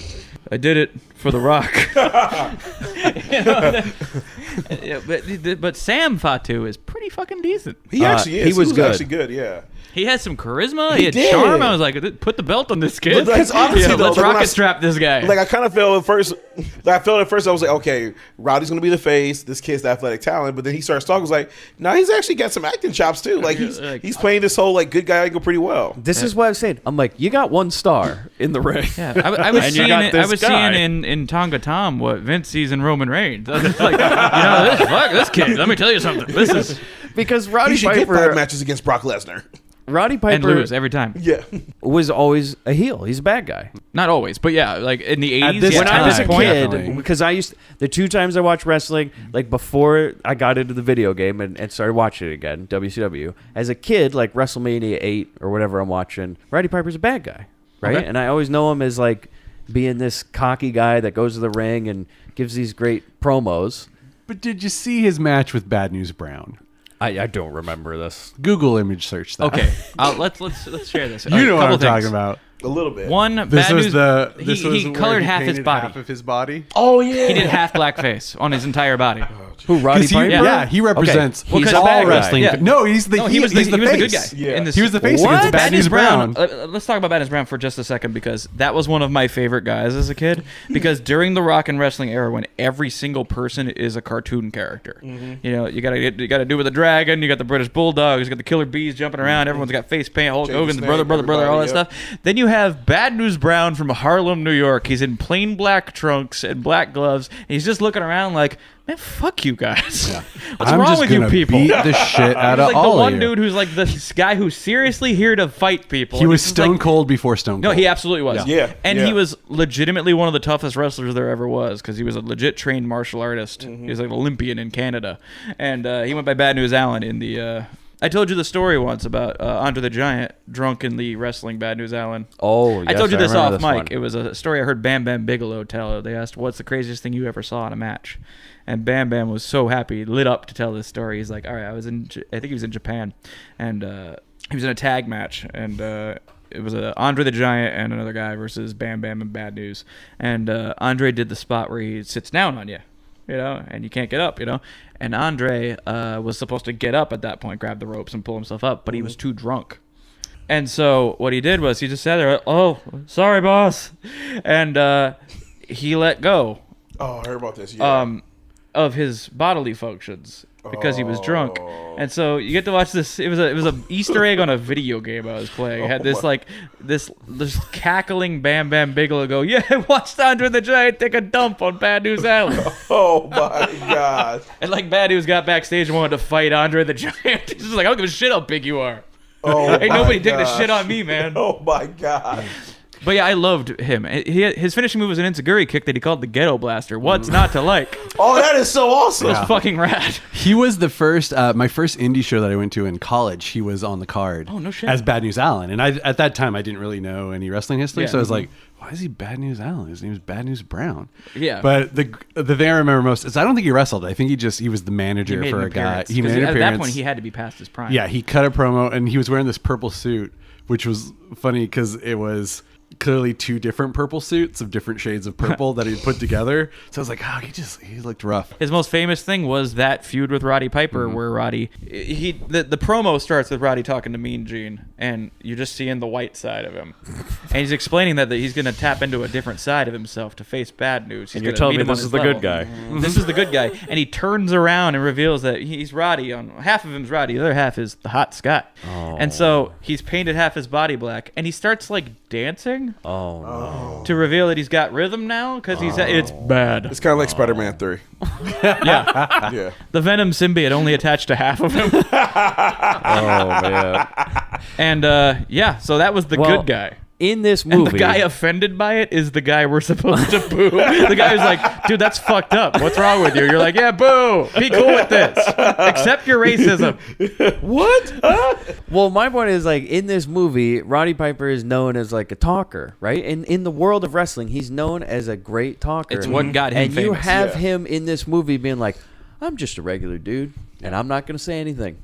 Yeah. And he just doesn't use his talents. Wait, You casted him all wrong. So here's the thing. Up to this point, how many movies has he made? This is like first or second movie? This is, I it's believe, got to his be one first of his film. first. This Yeah. is first. I think that's why. Well, because you could especially tell by his physique because he's on the roids here. Yeah. This is like WrestleMania 2, WrestleMania 3, like he's boxing Mr. T and stuff like that. By the time he did They Live and Hell Comes to Frogtown and He the Billy kinda Blanks lets movies, them But they Mortal got it Kombat. right because he's a Yeah. badass. You got to have him talk. And I think that's what they didn't realize yet because I think they thought that he was just like a dumb wrestler. So they had him still like play the good guy, play the simple role or whatever. So what happens at the end of the scene is basically Oh, are we that- talking about a movie? that Roddy says, "Hey, Tonga Tom, you should go with my new manager because he's getting me a bunch of money, and Captain Lou sucks." You know, he's more into this Mario thing than doing wrestling now. He's always going down in sewers, talking about saving some princess. He's always complaining that she's in another castle. He's I still don't know. on- He's on some bullshit. He's still on his Nintendo shit. I don't know what this is. He was always talking about a brother we never see, you know. And so Apparently, then- he's in a mansion that's haunted. It's weird. And he's going to medical school. He wants to be Dr. Mario someday. Anyway, you guys feel like go-kart riding? Tennis later? No, maybe. Okay. and as I write, Smilax comes to the scene just to ruin it, and then he's like, "Here's my business card," and then he walks off with Tonga Tom in like a locker room to discuss the details. Talk. Yeah, and then. Yeah, just like Bruiser Brody. And yeah, the niece is spotting Roddy as he's gonna lift weights, and then the cannibals come The in. cannibals. Yeah, axe and hammer. Axe and hammer. In the script. Oh, hold on. Here it comes. There And it now comes. another reading from the script from Body Slam by Michael Tanner. Two wrestlers enter the gym. These are the Road Warriors, Animal and Hawk. It is difficult to decide which one is uglier. Hawk wears a mohawk haircut, while Animal has shaved the middle of his head. They wear the spiked wrist cuffs and leather belts that have become their trademark. These are two of the most hated, most despicable, most awful individuals in professional wrestling. Unfortunately for our heroes, the Road Warriors are also 500 pounds of solid muscle. There is not an ounce of fat on either one. They are bad. Extra A's in the script. Nice. Damn. So it is based off the Road Warriors. Yeah. Then. And It was so- not even based off it. It was supposed to be. It was It's supposed to be the Road Warriors walk in. Yeah. And that explains why the Barbarian dressed the way he did. And it's funny because they dress. If you Google an image of the Road Warriors, when I was a kid, they have like the same face. paint. AWA, Yeah. NWA Road Warriors, Yeah. before they had the red football pads, Yeah. looked exactly like the axe and hammer in this movie. Like, honestly, the moment they showed up on screen and they were talking, I was like, they're the Road Warriors. Yeah. Like, immediately, they just gave her that present. They're the Road Warriors. That was their whole gimmick. Then for it's them. interesting, like, why didn't the Road Warriors do this? And I think They might have been signed by WWE at the time. They, No, they, I they, pitched, think it, it's they be- pitched it to the Road Money. Warriors, and Hawk said, well... I think it's because the Road Warriors wouldn't even do the fucking job in a movie, let alone in a movie. because they don't win at the They end. don't do jobs. So Right. they were Right. going to Norris this shit. There's like no, Yeah. there's No- no way no I'm one losing gets over this. on them. No. I mean, No. famously, the Road Warriors wouldn't put anybody over.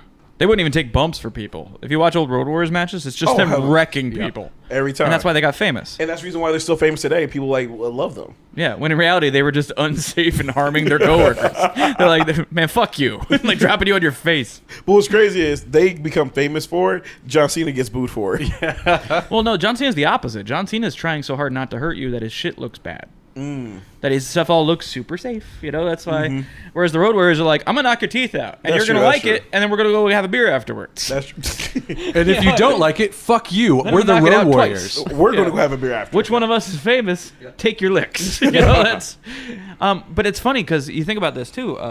So Vince ends up hiring one half of these guys for real, and the Barbarian shows up on WWF television looking exactly like he does in this movie. The face paint, the Road Warriors outfit. The earliest form of the Barbarian was that, you know? And the other guy, I don't know where he ended up going. I always assumed that guy was just like a regular actor who was like a buff actor, but like he was a wrestler. Yeah, something Khan. Yes, like but I was like, I've never heard of this guy because he gets replaced by the Warlord in the WWF as the Powers of Pain, and they're the face painted guys. The Warlord ends up looking like this guy in this movie. Funny enough, then Demolition shows up, the other knockoff Road Warriors, and one of them is named Axe. Yeah. Oh yeah, that's true. Yeah. So Vince saw this movie and was like, "All right, we're taking all that shit. Don't worry about it. Stealing it. Just stealing all Hey, of what's it. Tonga Tom doing? Fuck it, hire his brother. We're hiring all of them. Exactly. And hire that guy. Vince, that's Rowdy. Hire that guy. Fuck it, just hire him. What's this Dirk guy doing? He's on the A team. Fuck it, give me the other guy from the A team. So here's the thing where I go, well, maybe Roddy Piper and Tonga Tom should have been the main characters because the stakes are great here. Is like they got the tag team championship belts, the Cannibals do, and we want 'em. Honestly, this movie would have been so much better without Dirk. Yeah. We don't need Harry at all in this No, movie. it should have been like these guys getting held back, and The then they movie's finally called kind Body of break it Slam. on their Just own. make it about wrestling. Yeah. And by the way, this is like almost done off screen. Is they're gonna have their first tag match, and they go, they've never fought as a tag team before, and I'm like, okay, well, that was something we could have established as like a plot point and be like, you know what, let's team up together and we'll take on the wrestling business. Fuck it, it's about this like dick guy who drives Ferraris. I will say my main critique of the film was because I didn't mind Dirk's storyline so much, but it should have been cutting down Dirk's part more and focusing more on the wrestling. Yeah. Like have his storyline there where he's a fuck up and this kind of redeems him and everything like that. But some of the times really keep going back to the fundraiser, going back to Bitsy and all these things like that. They could have cut that down some more. Because who could care? No, Exactly. I don't know because like Roddy Piper is like a brick on screen. Like he has no charisma or emotion. He's just like there, just doing nothing. So I don't know if like maybe they're filming it being like, well, this guy, you know, nobody's gonna want to watch it. I don't know. Yeah, this guy's got no charisma. Yeah, this is like this Piper bad. guy. I don't know. Like, this guy can't talk at all. Get the get face in the movie some more. I don't know, man. So then we How great watched. would it be if he was going off full Roddy at this movie? Oh, that would have been so. That's what I expected. I used to know your father. Just like doing this whole like cutting promos on This is what everybody. I'm saying. But in this movie, he's terrible. He might be the worst performance in this whole movie, and he's known for acting because he's in a ton of movies. But who do you blame Yeah, for this though? after this, Because though. Yeah. Because would you blame the director or the writer for this though? Because you got to think about it, he was given a script. He's probably just reading it for the first time in his first movie, and the director is not giving him any encouragement. But like, yo, do you? I think Yeah. that's a good point. Is that the writer and director of this film didn't know Roddy from Adam. The writer wrote him as what they call a white meat babyface. Like he's got nothing to him. It's just he's that guy who just like tries to get the crowd to clap for him and like waves a lot. Yeah. Pumps his fist and no one cares. Yeah, he just does nothing. They don't give him anything But like to chew then, on. on the here. other hand, Tonga Tom, you want to root for him, and like he's got charisma. He's good in the ring. he's a Because- goofy dummy guy. Yeah. yeah. And so you like him. But this is weird because this is also 1986, so this is post WrestleMania 3, right? So like this is Roddy firmly established even in pop culture. Yeah, this is Yeah. Roddy after he did 3 WrestleManias and then left the company. Yeah. So he already was established. You're He right. was established. So- everyone knew who he was because he feuded with Hogan. So you and feuded put him with in a Mr. T. movie. Yeah. You put him in a movie and go like, just don't be yourself. And it's kid. just him hanging out, Yeah. doing nothing. It felt like honestly the people who made this movie, like the casting director, knew who to cast. They was like, get this wrestler, get Yeah. this wrestler, get this wrestler. Done. The actual directors didn't actually understand like wrestling at times because I look at their wrestling gear. Like their wrestling gear was like white meat, babyface, kind of cheesy or whatnot. Whereas with Rowdy, he has a little bit of attitude to him. You got to give him those red trunks, a little bit of black and everything like that. That's how you market that character. You didn't give him the kilt. You didn't give him any of No. that stuff, you know? It's like, and like Because honestly, it's great that he's not playing Roddy Piper. But yeah, but I would you could have given him some edge. Exactly. I would have given him as much stuff to make reference to that character. It was been legally allowed, so we didn't get sued by WWE or And WWF at that time. it's also weird because are we at the match yet? Okay, yeah, we're at the match Okay. now, and so basically Roddy and Tonga Tom are Versus being a the tag team. Conquistadors or other Yeah, Mr. for the first Wrestling time 1 and 2. ever, they are now a tag team facing two guys in masks. Just the two most generic. And the crowd is going off for an enhancement match. Like, this is apparently the main event of that show, and it's just two jobbers facing That's these my two other guys. issue with this movie in terms of the wrestling is, and almost all wrestling movies do this, is they treat wrestling as if like a card is one match. Yeah. there's not multiple matches on a card. There's always just one match. Like, And there's no thought put into who would be in the main event. yeah, Also, there's no rules. Yeah. Because people are just, there's no tags and other guys Yeah, are running in and it's two a tornado people are, tag match. two people are pinning a guy at the same time and all this Yeah, stuff. I'm it's like, really it's all over the place. The rules. I was like, come on. This is there's like no when I watched tag. Muggsy's Girls with you guys, and I'm just like, I'm having a problem with these rules. The mud wrestling movie, Johnny, and I'm just like, this is bullshit. You can't pin somebody who's face down. This is true. So The other thing too is like the matches kind of sucked. Yeah. It's like, Oh, it's yeah. like here's the thing, like if you're filming it, you can book it however you want to. Yeah. Like book some outstanding matches, have to do some Hurricane and stuff like that. Yeah. You have 2 luchadors. But instead, you them have jump this off crowd stuff. is losing their mind over like. Some basic Well, moves. Tonga Yeah. Tom is Clothesline. Tonga Yeah. Tom's going Body over the slam. top rope. Yeah, he's he's like doing a flying bunch of around. aerials. Which, He's by the going way, all for it, man. AWA rules. That dude's disqualified. Like no one over the top. Off the top rope. Are you shitting me? Bobby, in we firmly 1986? establement there's no rules in these wrestling matches. Apparently, it's a free this for all. is ECW. And it's weird baby. for, like- this is extreme. Hal Needham as a like former stunt guy, that he wouldn't like make sure the matches look interesting and look good. They look terrible. They look terrible. Like, Yeah. So I think it's a general lack of respect for wrestling. Yeah. Yeah. Lack of respect, Tanner. In the locker room after, when you have fucking Face from A-Team telling Roddy Piper how to wrestle. Oh yeah. Criticizing his armbar, which he never did. Yeah. I was like, there was an armbar? Yeah, you remember when Roddy Piper threw down a Fujiwara armbar in the middle of that match? He's doing the cross arm breaker. When we're in the locker room, he's like, "What's that move you did where you did the thing? Yeah, you got to do that better." And it's actually his niece who goes, "It's an armbar." Yeah. I would just, that's a point where Maybe Roddy she's looks at trolling him and goes like, he's telling him the wrong names. you know, maybe you stick to the managing and I'll do this part of it. By the way, this is 2 years after the incident with Jimmy Snuka. How many times do you think Roddy was telling Sam Fatu about when he hit Jimmy Snuka with a coconut? Probably a lot. Snuka's not related to that family, No. right? No. No, which is good. Fuck him, he's a murderer. Yep. But So then basically he says Sorry, like, yeah, you guys need you guys need all new uniforms. Yeah, and it's all like, this oh, you stuff, need and- my clients. They need the best. They need the best costumes. But we learn later in the climax of this movie that just translates to shitty shiny capes. Exactly. Yeah. hey, whoa, Exactly. whoa, They whoa. look. Oh, Bobby, you tell please. that to Santo, you son of a bitch. They look worse. I'm sure than that's what did. they were referencing in the movie. When they get their capes, they look worse than they do now. They really do. They look like the They Beverly look- Brothers. They look like the Beverly Brothers, so they look even more like jobbers. Yeah. But the Yeah. thing that Roddy says now is he goes, "Hey, you're going to be on a talk show, Smilax." Oh And my he's like, god, okay. ring talk. And he Oh says, my God. no, he goes, "Oh, Johnny Carson or something," because he says the #1 talk show in America. Yes. And he goes, "Oh, Johnny Carson." He goes, "No, Ring Talk." With Vic Carson. Now, this is clearly inspired by when Roddy Piper went on Morton Downey Jr. Oh, I don't know this. Oh, there was a whole incident with Morton Downey Jr. where he sprayed Morton with a fire extinguisher. Really? Okay. Oh, yeah. yeah. It was a work. Maybe It put wasn't- some it of was this. all- it was maybe all, put some of this in the movie. It was you a way know? to get WrestleMania, Yeah, some over and publicity. everything Morton like Downey Jr. I think came on WWF television. I thought they yeah. were just doing what was it, Piper's Pit. That's what it was. That's He what brought it Morton Downey was. Jr. on, and Morton Downey Jr. hosted a show similar to what Ring Talk is presented as. So you're telling Not me that about wrestling, but- Roddy Piper did something interesting? Yeah. You know, maybe write that in the script. Maybe. You know, just a thought. But let's talk about this show. So Oh, okay, jeez Louise. This is probably love the Ring first. Talk. I love Ring Talk. There's so much to work with here. I love Charles Nelson Riley. Which one, Charles Nelson? He's the host. Charles Nelson Riley. You may know him from the game show circuit at the time. Yep. He was always wearing a neckerchief. Yep. You have an ascot, big glasses. He is my favorite famous for being famous figure of all time. And I think this movie is the first time I encountered him. And I'm just like, I fucking love Charles Nelson Riley. You know, it's funny. Speaking Wow. of, relating it to WWF versus WCW, I'm more of a Paul Lynde guy. If you have your sass talking homosexual on a game show, You're a Paul Lynde, I was I'm a Paul Charles Lynde, Nelson and you're Riley. a Charles Nelson Riley. CNR for life.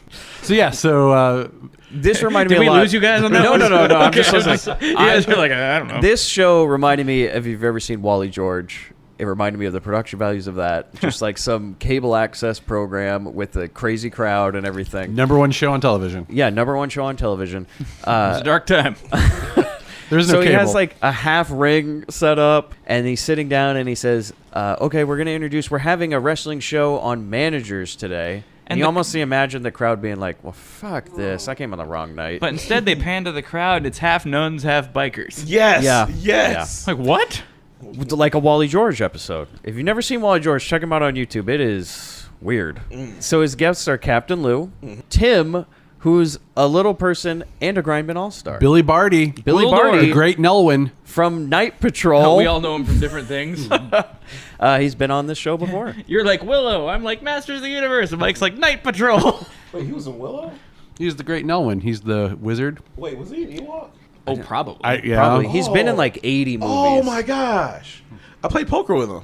You played poker with Billy Barty? Barty? I think so because like a while back, no, I got All right, invited. stop everything. This is the best episode of I got Grindbin invited to ever. a friend's like poker game, and we were like playing and everything like that. And again, he was a little person, but at this point, he's this old guy who's in a wheelchair, and he's sitting over there just like talking shit, cussing, having a good time, and everything like that. That sounds about right. Yeah, he's like totally awesome, everything like that. And then he leaves, and later on, my friend's like, "Yeah, you know, you just played poker with the Ewok, and that dude was in Willow." And I was like, "Oh shit, for real?" Oh, man. Yeah. He probably was. I mean, I would imagine so, yeah. Billy Barty. Yeah. All right. Yeah, him and Warwick Davis were in everything together. Yeah. If Billy you needed Barty, little people. again, Warwick Davis is the leprechaun. Oh, And he was also an Ewok. He was No, And wicked. he was also in Willow.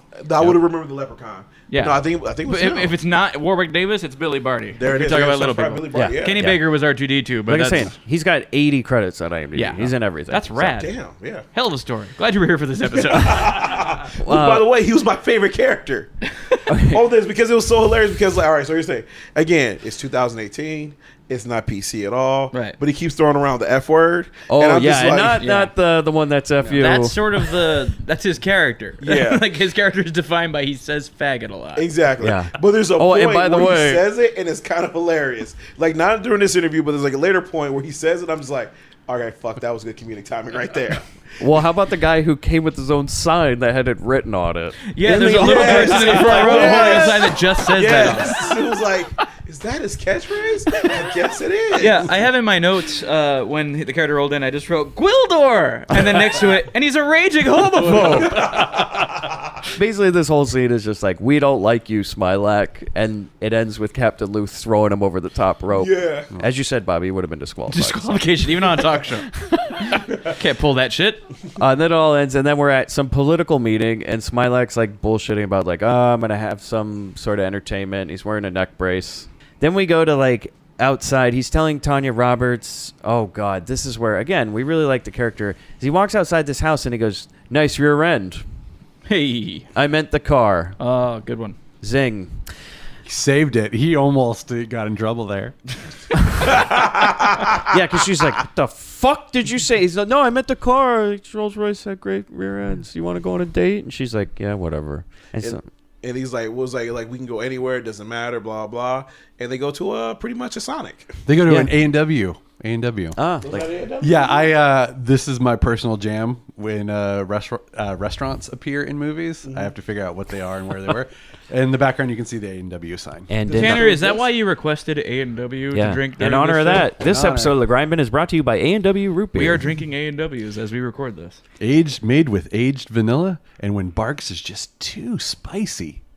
Too much bite. A&W. Nice. So wait, is that A&W still exist today? That's my next step. Is I have to figure out where it was and if it's. I'm sure it's not there because He'll be in the car A&Ws. after this episode. Oh, yeah. Driving there. Oh wait, it's going to be in the valley somewhere. Of course. It's always the valley. So they go on that dinner date. It's a scene, is what I write. Because nothing happens until he goes, ow, my neck hurts. We got to go to my bed. And I'm like, I'm really on your side, buddy. Then he gets home and he's like, oh, my back. Oh, go ahead and start up that jacuzzi. Why don't we get inside? And she's like, yeah. And then, gong. When it rings, I'm like, oh. He's back. The Korean bank is back. And basically he's like, look, you got to give me money. I don't have the money. Then this is cut so horribly, is that they flip over this Rolls Royce. But in the middle of it, they fade to it flipping over a cliff. Not really a cliff, just like a hill. Yeah. And again, voiceover. not what he meant by we can flip this car. But it's just voiceover of him going, oh, I had payments or Oh something. no, my car. He's like, no, we can fix it. I know a good body guy. See, he's trying to help her. He's gonna make good eventually. Yeah. He's got this. And besides, she's rich. Yeah, He knows a good body guy, and that body guy is Hulk Hogan. So here's the thing. The next scene is the mom goes, yeah, I want that Smilax guy fired. Like, rightfully so. Mm-hmm. But Tanya Roberts and the lawyer are like, no, he's good. We're just going to hire somebody to watch him. They don't. They don't. And the lawyer promised to keep an eye on him too. He's like, I will supervise his every move. And I mean, technically at this point, you really can't be mad at Harry anymore because these are other people messing up now. Not really him. Well, you're right. He did win the lawsuit against the Korean bank, so they shouldn't be able to collect, but he doesn't call the cops because he's got plenty of priors that is going to, like, you know. He doesn't need cops sniffing around that Malibu he's like, beach you know, house. look, those- Exactly. I'm not even sure the house is even his, to be honest. And honestly, This whole movie he's squatting. Like, he's not even a manager. You know, He's just- no, we never see him inside the house. that is true. I just He just realized that, sleeps on like, the later porch. on, like he's sitting on the front there. Everyone's Yeah. like, they're walking by, like, hi, Harry. And it's like, he doesn't go inside. This That's guy's why been he's working always have everybody. that key. Whenever somebody visits him, he's like, whoa. It's like, he uses that jacuzzi and he sleeps underneath the house. Perfect. Yeah, that would have been great if the scene of him convincing Tiny Roberts, no, let's sleep under the stars, you know, you're camping. It's romantic. Well, who needs a bed? And look, that makes him even more endearing. He's homeless. And he's just trying to make his dreams come true. So you think, like, maybe the I think beginning you're of this winning me over to movie your was, side, Johnny. maybe the beginning of this movie was he stole a man's Ferrari and just decided, I'm going to live his life. Like, I'm just going to live in this man's Oh, man, skin for this a is while. Man, this is like a Lifetime movie. So it's That like, was a so FX Harry started show, with this The homeless Riches. man. He takes this Ferrari. It takes on this whole identity. It becomes this manager to the stars. So what you're telling me is pretty much Harry is Don Draper from Mad Men. Oh, Yes. Oh, my God. The original Don Draper. That's all it is. Matt Weiner's a hack. Yep. Once again on the Grindbin, we proved another hack. In this episode, we exposed Matt Weiner and Darren Aphrodowski. That's right. So. We exposed Wiener on this Grindbin. Yeah, so Smilax, oh, God. He pulls up to another house, right? So the band. Kick! But before he sees, Kick! some lady runs by and goes, nice car. And he goes, nice ass. Just gotta, you just gotta damn do it. it. Damn it. Yeah, I got nothing for that one. Indefensible. Well, here you go. It's 1986. Yeah. All right. So that's just like a hello, I guess, back then. That's what we call an 86 hello. Don't keep saying things like that. Don't keep saying things like that. You'll be causing character witness for Harvey Weinstein. And so he's some rock groups, like they're at a garage practice. They're at their parents' house. They're like, yeah, you said you'd get us a gig. We were playing bingo halls and all this stuff. And he's like, look, I got a great gig for you. Then we cut to the end of the movie, or what should have been. No. It's the political event. The stakes are right here. It's like he's got to find an act. And like, here you have a movie. He's like, how am I going to find an act to reach the young people and all this stuff? And like, maybe he goes like, oh, you know, I discounted wrestling, but actually it might be really good. And then he like kind of brings over everybody's side. No, fuck it. He brings this rock band to this political Which rock band? fundraiser. Kick! It's Tales from the Screenplay. Yay! Originally, the band was referred to as Legend. I have no idea if that was a Legend. real band Doesn't that have they same- were going to After try to the, get. Man, I don't know about Legend. After I don't the wanna know Tony about Scott, Tom Cruise. Yeah. Yeah. Was that Tony Scott or Ridley Scott? That one's don't remember. Ridley. Yeah, that might be Ridley Scott. Is it good? Tony didn't do No. stuff like that. Tony did more like Ridley Scott. real world. Oh, shots fired. God damn. Wrong boy died.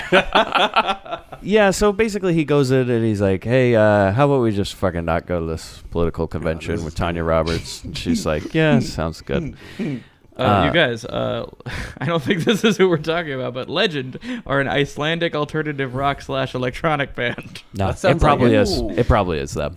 Yeah. I mean, great in that at that point in time, mid '80s, you got some industrial metal band. Yeah, That and they would've saw been they saw the awesome. script. Oh, that would sound like a lot of WWE themes nowadays. Oh shit, right? Yeah. Pretty sure They that's CFO Dollars had. They saw the script and just said, nope, fuck no. Sorry, no speak English. Yeah. Yeah, but you know who did see it and was like, we can take this and take it to the next level? So the event starts and Kick! has become Kiss because they're just dressed. You want the best? You got the best. They jump out By the of way- the politician's name is Norton Wilshire, and there's all these faces like banners, and the like members Citizen of the Kane band type banners. They come bursting out of the banners, with their glitter hair and their hard rock music. This is perfect for a presumably Republican government. Conservative. Come out there with the start singing "Lick It Up." These people are all expecting Frank and Barbara and Yeah. Julio, Yeah. which is apparently the first names of the members of Kick.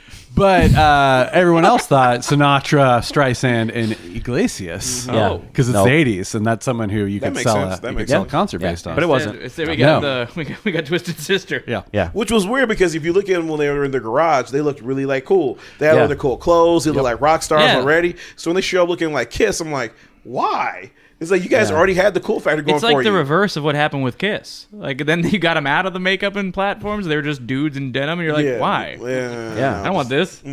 Yeah, and there's all these like pyrotechnics now and all this stuff. They're like spinal tapping it up. Yeah, and the drummer set blew up. catches on fire.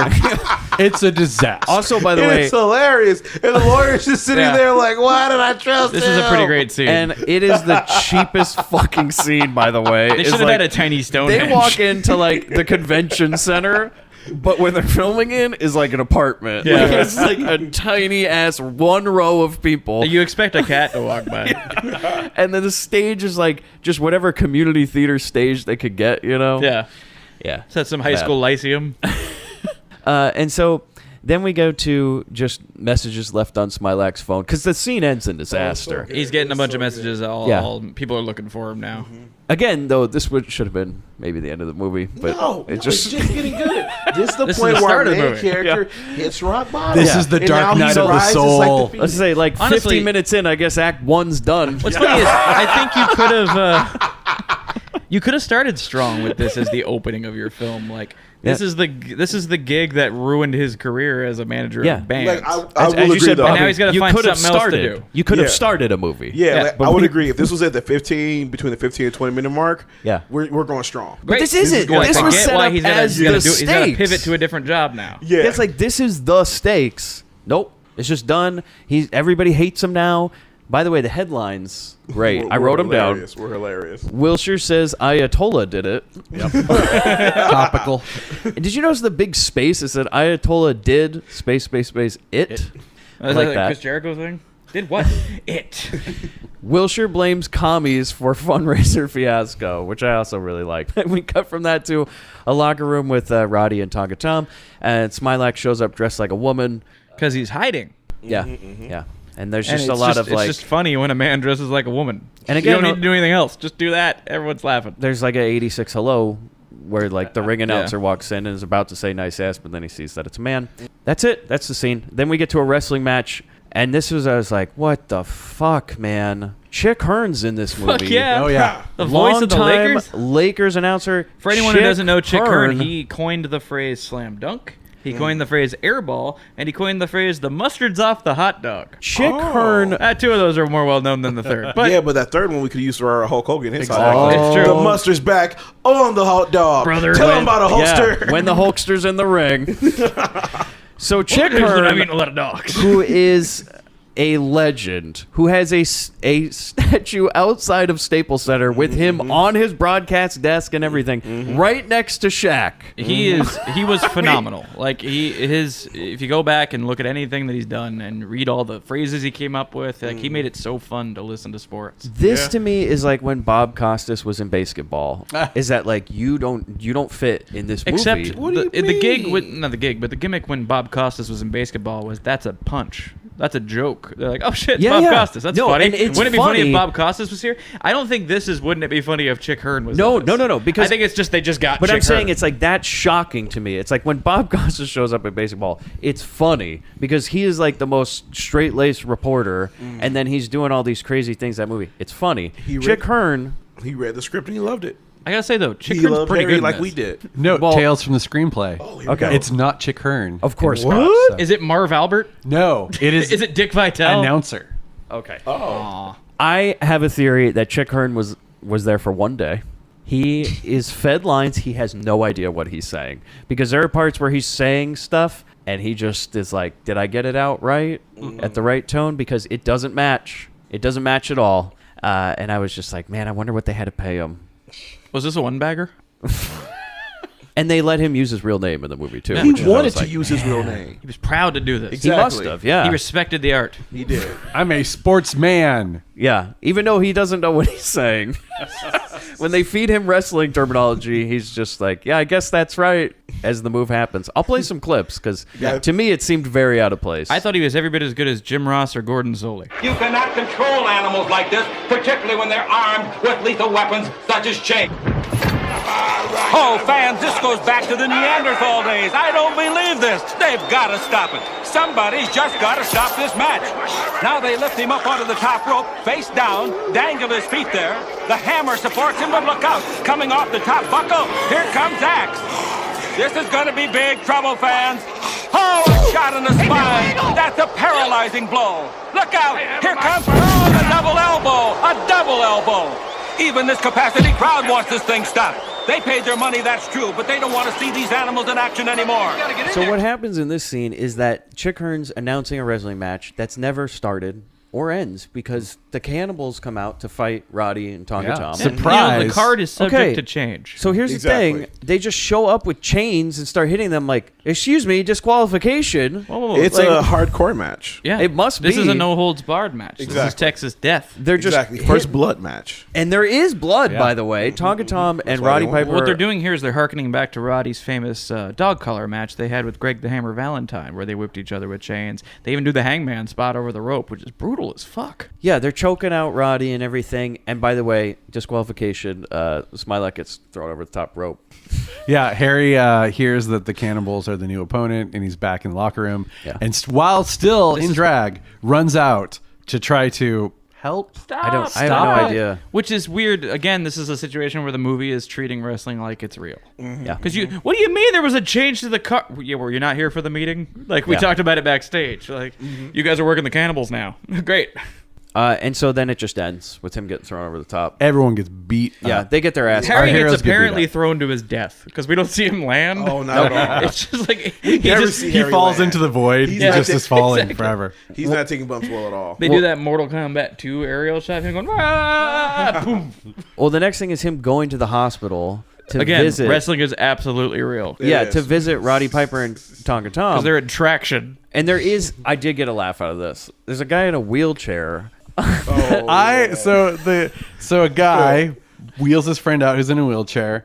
The guy who was doing the wheeling, I thought that was for a split second was up your alley, unknown comic. Oh, Murray Langston. I thought it was Murray Langston. God. Oh, when I saw God. him, and I had to Google it to see if it was. It was not. If it was, I would have wanted someone to give him a pile driver. He looked a lot like Murray Langston, who is a hated Grindbin All-Star. Oh, yeah. Oh, yeah. Yeah, thank detested you. heel of the Grindbin. Murray Yeah, Langston. speaking of a guy who went in blackface for a movie, check out Night Patrol. Yeah. Really? Oh no. Oh, wow. It's bad. It's no good. Yeah. Bad News Brown would not approve. Oh, no. And it's not half. He goes full. So he leaves this guy with a wheelchair, right? And what is it? Smilax kind of like falls onto him? Yeah, like trip because Harry's on crutches, and is he checking out? No, does his car get repossessed? Yes, car gets Oh, right. repossessed. So So, he that's gets- why he falls into the guy. Yeah, And then the guy just rolls into the he street accidentally knocks the guy forward, and the guy starts rolling and gets killed. Gets killed. No, because I think they say like Yeah, well, here He's he goes. okay, folks. yeah. Yeah, here he goes. Oh, that poor guy. I hope he's okay. Cut. Now we're in the hospital room, and like Roddy and Tonga Tom are just recovering. And the niece is reading. Is this when the niece is reading Tonga Tom a comic book? Yes. so, And yeah. Tonga Yes, Tom yes. seems like a mentally deficient man. Because he's a dumb savage. He's a dumb. He can't Oh, read. He can't I read. hope he gets out of this problem. It's.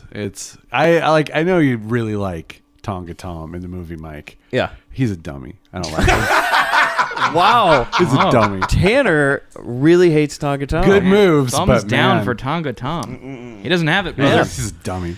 So this is when they're like, Smilax, we're fine, man. Yeah, this is part of the He's like, business. yeah. We'll Tonga just, Tom. we'll, It's like what's it called? Right Piper's got his his jaw like wired. Yeah. It's like we're fine. This happens all the time. It's Yeah. like, why do you do this? Yeah, and Smilax's like, well, I feel so bad. I'm quitting just for no reason, so we can have a scene where he goes to his house Again, not in the house. This is the Spider-Man porch. No More scene. And we know he either puts his clothes in the trash can and walks home. a few days have passed because he got the 5 o'clock shadow, and then Roddy Piper shows up and Well, he goes, don't forget the girls walk by on the beach and they say, "Hi, Harry," because he's always sitting outside because he is homeless. Yeah. and then Roddy Local Piper hobo Harry. Yeah. Do you need cans today? He's like, no, I'm fine. And then Roddy Piper comes up and he goes, "You're still my manager." And they go, "Great." And he's like, "But Glad we solved that yeah." issue. And he's all, "But Act how? two. How are we going to book wrestling shows? Because Captain Lou has all this shit on lockdown." And he goes, controls the territory. he goes, "Everywhere though?" And he's like, "Well, not like these small towns." But it was like the way he did it, though, because he was like, "You can be my manager." He's like, "No, we can't do it. Captain Tom controls everywhere. We wouldn't book you a venue anywhere." And the Roddy Piper's like, "Anywhere?" He's like, "No, we couldn't do it." It was like, if we did, we'd have to do like a rock show, like how we used to do it, and go to small venues. So I was like, wait. And that's when he comes out with the idea of them like going from like little small venue to small venue, which is actually cool because in indie wrestling, that's how they used to do it. They used to wrestle in like school gyms, like all this kind of stuff. They still do. Yeah. PWG been wrestling in a VFW hall for the last decade. Exactly, which And is this so is- cool. Like from a wrestling standpoint, this is actually a pretty cool storyline. If you follow the tag team, it was like we formed, we had some steam, we came together, we got beat to death nearly by the champions and everything like that, and now we have to work our way back up the card. We were worrying about the wrong things. We were worrying about what our capes would look like. And so it's now the Rock and Wrestling Tour. Yeah, Dirk Benedict invented rock and wrestling. Well, it's like Take that, kind Vince. of Rock and Wrestling because he wants to do 2 nights. Like Yeah. so his thing is like, we're gonna have 2 nights, but then we go to San Bernardino, and the guy's like, "No, I got like a hog auction one night," and he's like, "Oh, I can only give you the one night." So he's like, "What am I supposed to do? Combine rock and roll and wrestling?" Now this Rock old and guy wrestling is Melvin, is that? yeah. This guy is Dennis Elm. Fimple is the actor who some of you listeners may know from Rob Zombie's House of a Thousand Corpses. He's the Really? foul-mouthed Oh, grandpa. Of I didn't that know family. this. Oh, cool. The one who does like a tight 5, where he's just like saying the dirtiest shit, That's him, huh? and Chris Hardwick's cracking up to it. Yeah, that's Dennis Fimple. Elmo is the character's name. Elmo. That's right. Elmo. So they start hanging up the flyers, and they're doing one night only rock and wrestling, where apparently also it's like some old timey carnival thing where like you win money if you wrestle a bear type of thing. That's It's like, that's classic Carney shit. That's when Yeah. wrestling We'll started. take on your best local boy. again, Sputnik saying Monroe it's was doing real that. because they're apparently gonna just wrestle guys for real. Because these dumb marks don't know the difference. Exactly. So I'll we're, fight him. The guy just comes in and gets his ass beat. we're at the show. The rock concert like ends immediately. We don't even get to hear This is basically play any songs at this point, really. not really. No, this is basically a Lucha Underground show Yeah, well, honestly, because they got yeah. the live band up on the stage playing, and in between the matches. Everybody's jamming out, having a good time. Yeah. It works for me. I was like, I wish they did this now. You know, It's Lucha Underground. Go to a taping. There it is. Yeah. I was like, why does the rock show have to stop? They just play it during Play the during the- match. You know, that would be Also, fun. there's one match. Yeah. Like, are you telling me that when it was 2 nights that they were selling out VFW halls? Come see your quick Rick Roberts and Tonga Tom versus 2 people you might know. Yeah, from the town. Pay $15 Yeah. for this maybe 15 minutes of excitement. San Bernardino sucks, but not that Yeah. suck. They have to file everybody in, sell concessions, all this stuff, and then 15 minutes later, show's over, everybody go home. And Mike, for the band that's playing, Yeah. for the song that's playing, maybe you could drop in the side by side for the comparison. This is just a knockoff of Deep Purple's Hush. Really? Yeah. Spot on. Like it's like drop them both in here. So Sure.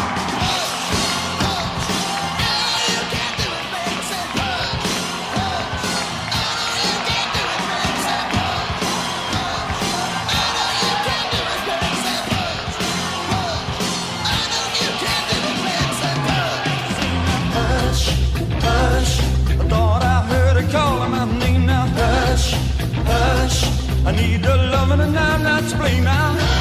Got early in the morning. Got late in the evening. Well, now we're getting a nice copyright claim on YouTube. Hey, you know you can do it for a couple seconds without anyone coming for you. So the people that go in the ring to fight them, one like tiny Pee-wee nerdy- Hudgens. Yeah. And his brother Lil Will. I gotta be honest though. I liked his brother Little Will, but I was kind of hoping it would be Hillbilly Joe. I thought it was, when I was a kid, I thought it was Haystacks Calhoun. Oh, Yeah. really? Because Yeah. I'd only seen Haystacks in pictures from Pro Wrestling Insider. Haystacks was bigger than that. Yes. Way I know bigger. that now, but as a kid, I was like, I think that might be Haystacks Calhoun, the wrestler that I've read about. So it's a very big guy, Yeah. and Roddy I think he Piper's showed like, up in the Dungeon of Doom in WCW as Loch Ness. Oh, yeah. Oh, really? It's just this massive dude, like couldn't move for shit. Oh Like, yeah, that's back when they were just bringing all those big guys, like What? the Big Show and all the those other largest big dudes. guys I could do. Yeah. The Yeti. So against Luger and Hulk Hogan. Oh, so good, such a good time. Roddy Piper is basically like, we're fucked because this guy's gonna. Because he goes, what are you talking about? We have to wrestle random people. Like nobody told Roddy Piper this was the plan. He's like, what do you mean I gotta wrestle this random guy in the crowd? Like we don't have opponents? And he's like, no man, unless you want to lose $1,000. Now, better the not thing get is, pinned. a wrestler would get this. Yeah. You know, the character, Quick Rick, would understand because that's the old times. That's the old way it would do it. He Yeah. wouldn't be like, what are we doing here? I don't understand. But then like some huge guy comes to the ring and he's like, well, we're fucked now. All right, I'll take the little guy. Because By the way, guy- there's an organist playing. Oh yeah, And, that's a great this part. is Ellen Albertini Dow, is it? Yeah. Dow. Yeah. You may know her if you watch any comedy between like 95 and 2005. She's the funny old lady. She's the the- rapping Really? grandma and the wedding singer. Oh, really? Yeah, she's in this is Wedding her? Crashers. She's in Road Trip. She's Yep. in both Sister Act my movies. God. She's in Whoa. 54, where Yeah. she plays like the coked out disco granny. For like a solid 54. decade That's a movie long. nobody's seen. She's the funny She's old the lady. funny old lady in the movie. Props to her. Nice. Every movie. She had a hell of a career late in life. Do you think Hey. this is the only time on a podcast the movie 54 has been referenced, Tanner? Like that is a No, deep there's a whole cut, there's man. a whole podcast dedicated to that movie. 54 minute by minute. Yeah. Hosted by Michael Tanner. Yeah, it's now on Stitcher. They've actually broken it down to 54 episodes. It's pretty impressive. So yeah, basically what happens is Roddy Piper gets sat on by this dude, and he's like, "You gotta help me, Smilax." So his way to help him is he goes, "All right, band, play." We need rock music to inspire us, not organ music. Then they win. Yep. But I do like that they win, but it's a very they like celebrate with the opponents with Pee Wee and Yeah. Little Will. Like it's Yeah. like, It's oh, all that was good. a good match. Like, Yeah. hey! It was fun. Yeah. Well, those two guys just lived their dream. Yeah. Yeah, they got to be in a wrestling match. We did a wrestling match. We wrestled. And they were heels too, which was hilarious. They had a good time doing Yeah, it. honestly, like if we got in there, we'd feel that way. We're like, fuck, we did it, man. We wrestled a match. I like it. Pee Wee also comes to the ring like Bob Backlund back in the day, where Yeah. he's like the might as well super have the baby towel. face. Yeah. Doing those little lunges. So basically it ends. They're all happy. They Yeah. want him back. And we're about an hour and 7 minutes into the movie, and we finally get the Body Slam theme song. Yep. Body, man. body, body. There's a lot of good body. music in this. I'm not gonna even Body, drop it. I'll body. just have Just Tanner have me sing sing it. it on a loop. That's the only part I remember. While we're talking, the rest of the It episode. is. It's a song. Cut everything else Tanner says. and it seems like that's all he's doing. Body, body, body, Where we just get a montage of rock and roll. Well, actually, I wrote only wrestling, no rock. Like the whole time they show clips in this montage, there's not one scene of kick playing any music. They're in their support. Okay. in the Yeah, but I will background. say I did kind of like how it was like that callback to the old school like rock and wrestling type deal happened, like Rock and Roll Express, the Rockers and everything like that. It makes sense. Yeah. Yeah, and they're this is traveling one- all over. Like I like the map showing them going all around. I like the shoddy Rolling Stone knockoff that we got. The like homemade Rolling okay. Stone Well, yeah, cover. we're getting to that. Okay, Okay, pardon hold on, me. because this is the part where I write. We're 1 hour into this movie and there's no stakes. Everything's There are already been stakes. handled. What am I supposed to There are care stakes. about? They're trying to get the belts. They're trying to get Well, the no, belts. they haven't yet. They haven't yet. haven't That's this decided next that scene. yet, yeah. And When for what you call for Harry, he's trying not to pay the Koreans. that's the stakes is trying not to pay the Koreans. Exactly. They keep destroying those cars. So we haven't really clearly established stakes other than what Johnny said, which I'll go with it. But they go to another show and this guy goes, "Hey, I'm a writer. I'd like to write about your rock and wrestling show." And he's like, "Yeah, fuck off, guy." And then he goes, "Oh, well, I write for Rolling Stone." And then he starts telling the story. Then we cut to, guys, a little commercial. This episode brought to you by 7-Eleven. Because we just show a lot of 7-Eleven label out as people are like, man, you can get a beverage, a hot dog, wherever you want at these places, This man. scene cracks me up. So we're outside the 7-Eleven, and Tom and Tabitha and the band are all looking at a magazine and like, oh wow, look at this. And then Roddy comes out of the 7-Eleven saying, "Hey guys, look at this." And he has the Rolling Stone with the article about them. Yeah. So where the fuck are the other characters looking at that has them so excited? What you call Tonga Tom's reading that comic book he's been trying Oh, to get yeah. to. He wants to figure out what happened. So they're like, yeah, everything's great. And then Smilax goes, no, wait, hold on, guys. This is a movie, okay? We need stakes in a movie.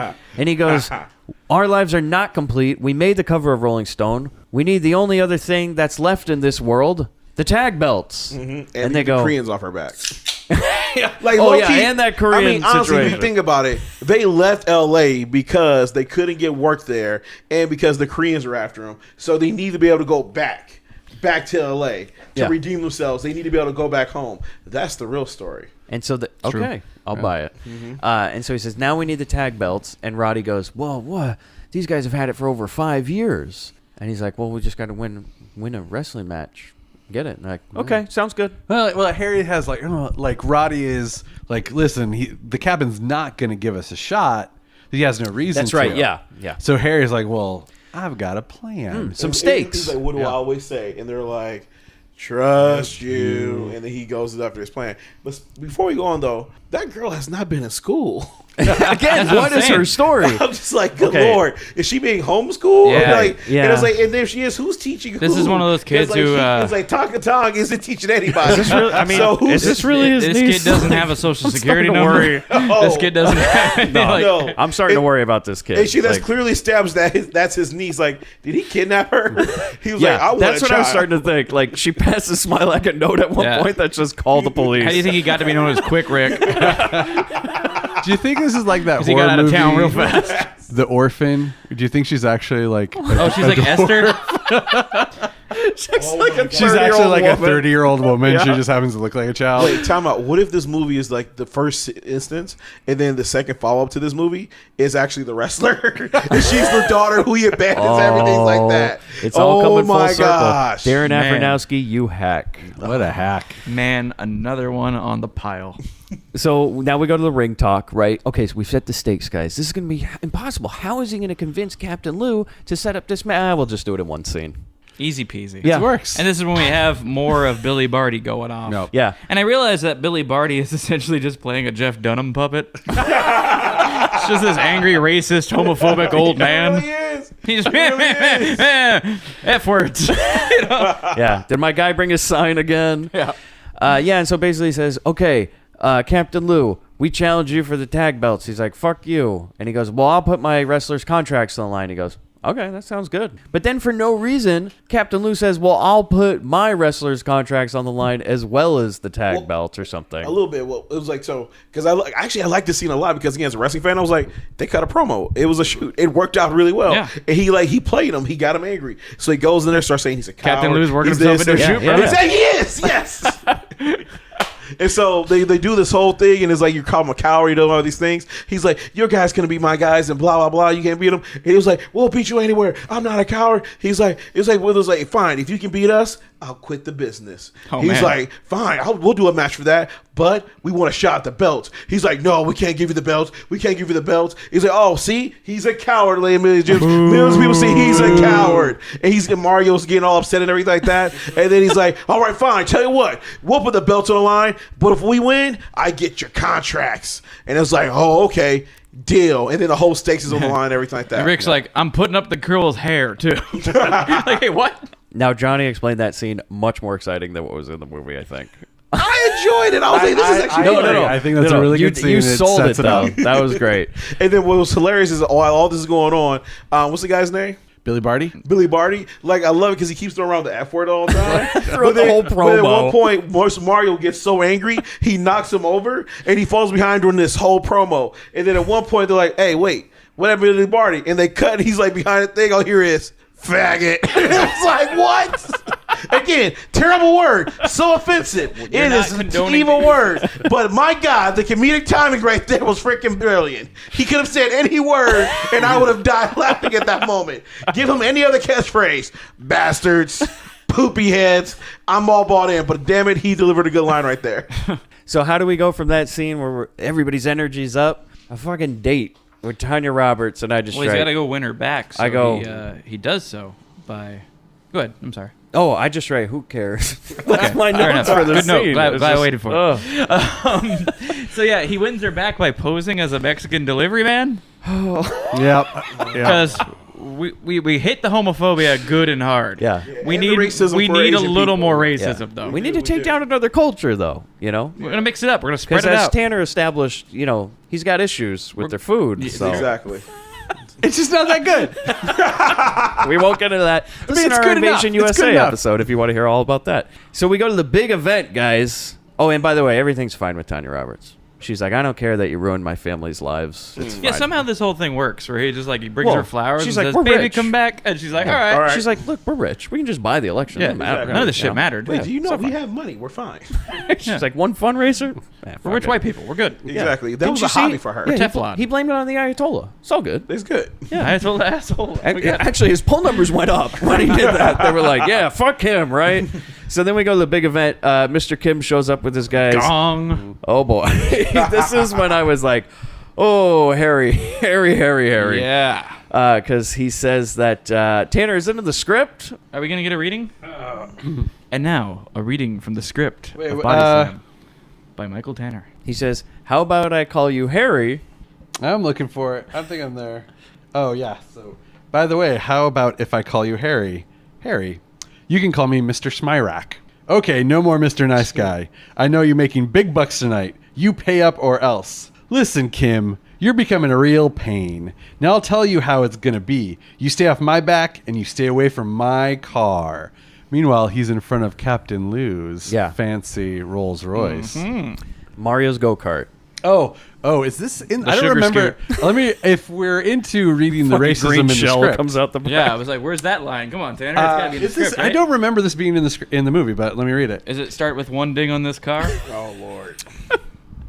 Yes, It's in the movie. Yep. It's in my notes. One nick in this fender, and you'll be back in Busan faster than you can say Egg Foo Young. Egg Foo Young is Chinese, Mr. Smilax. Korean, different. That was the movie. That was the movie. Yep. I thought he said Japan instead of Busan.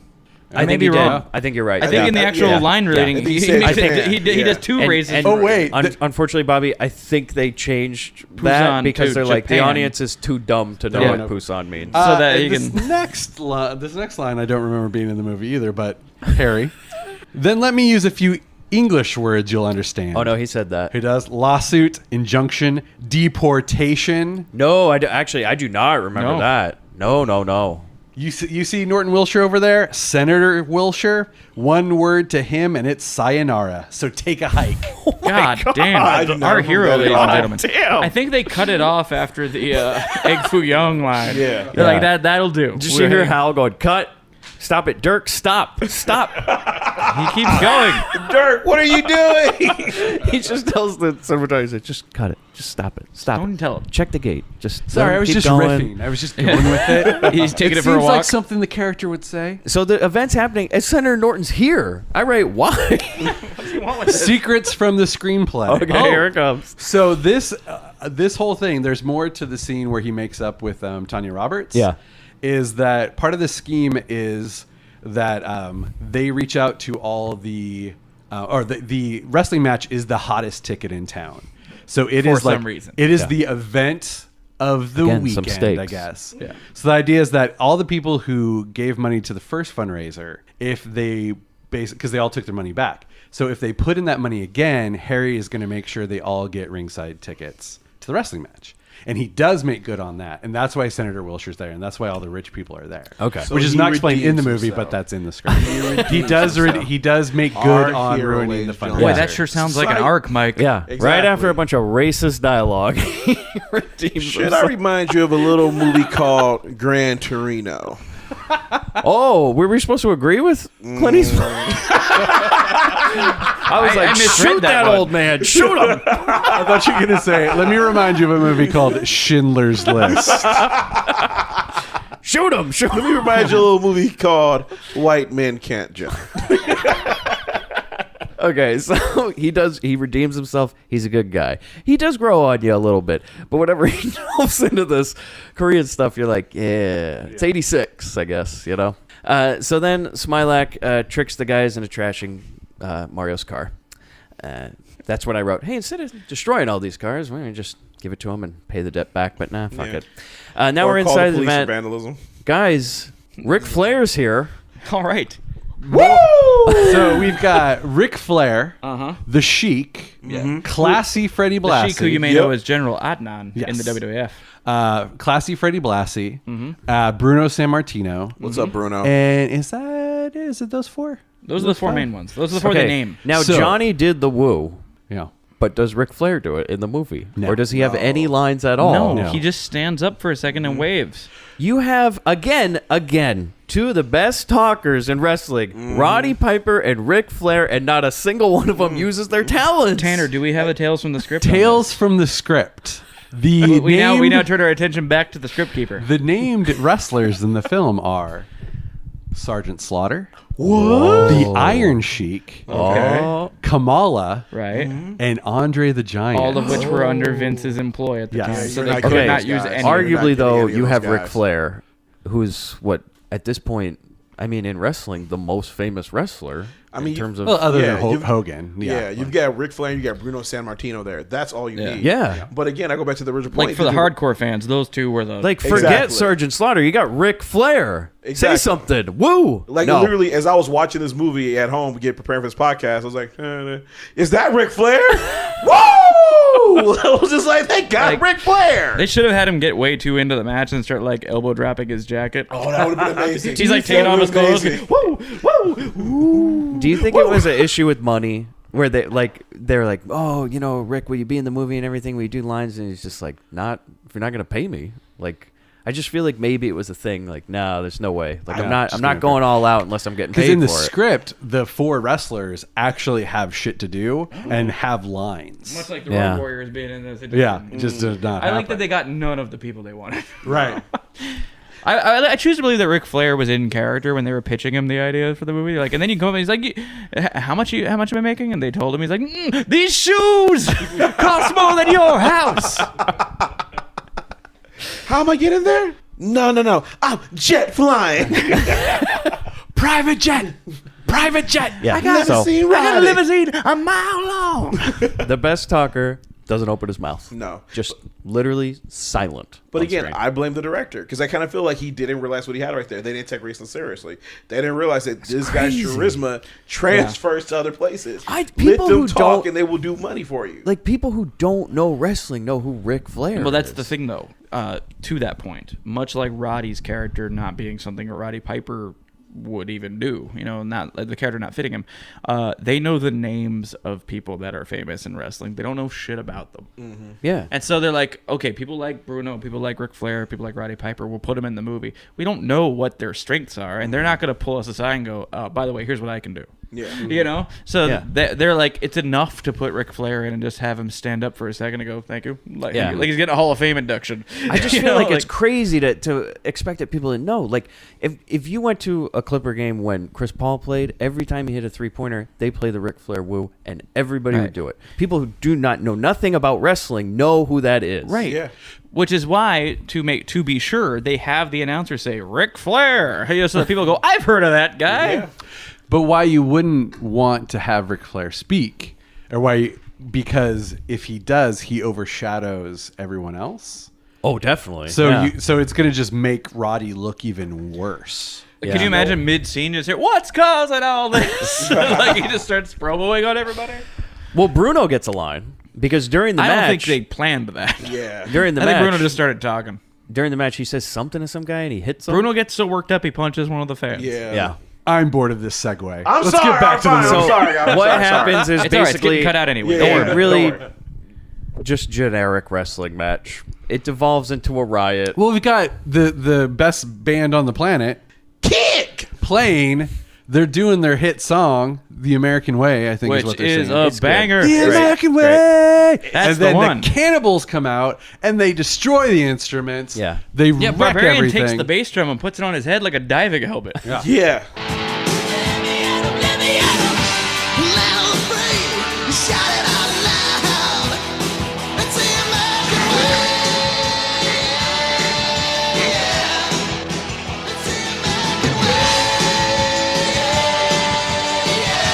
Which actually is a great bit. I'm like, those jerks. That's just like, oh wait, they're heels. This is good. You're getting booing heat. and then go, yeah. Yeah. And then Quick Rick and Tonga run out in their "This is our shot" finery, which are the sparkly The Santo capes. The Santo capes. Oh my God. And then we're on. Yeah. The match It's a is on. schmaz. Yeah, it happens. All right.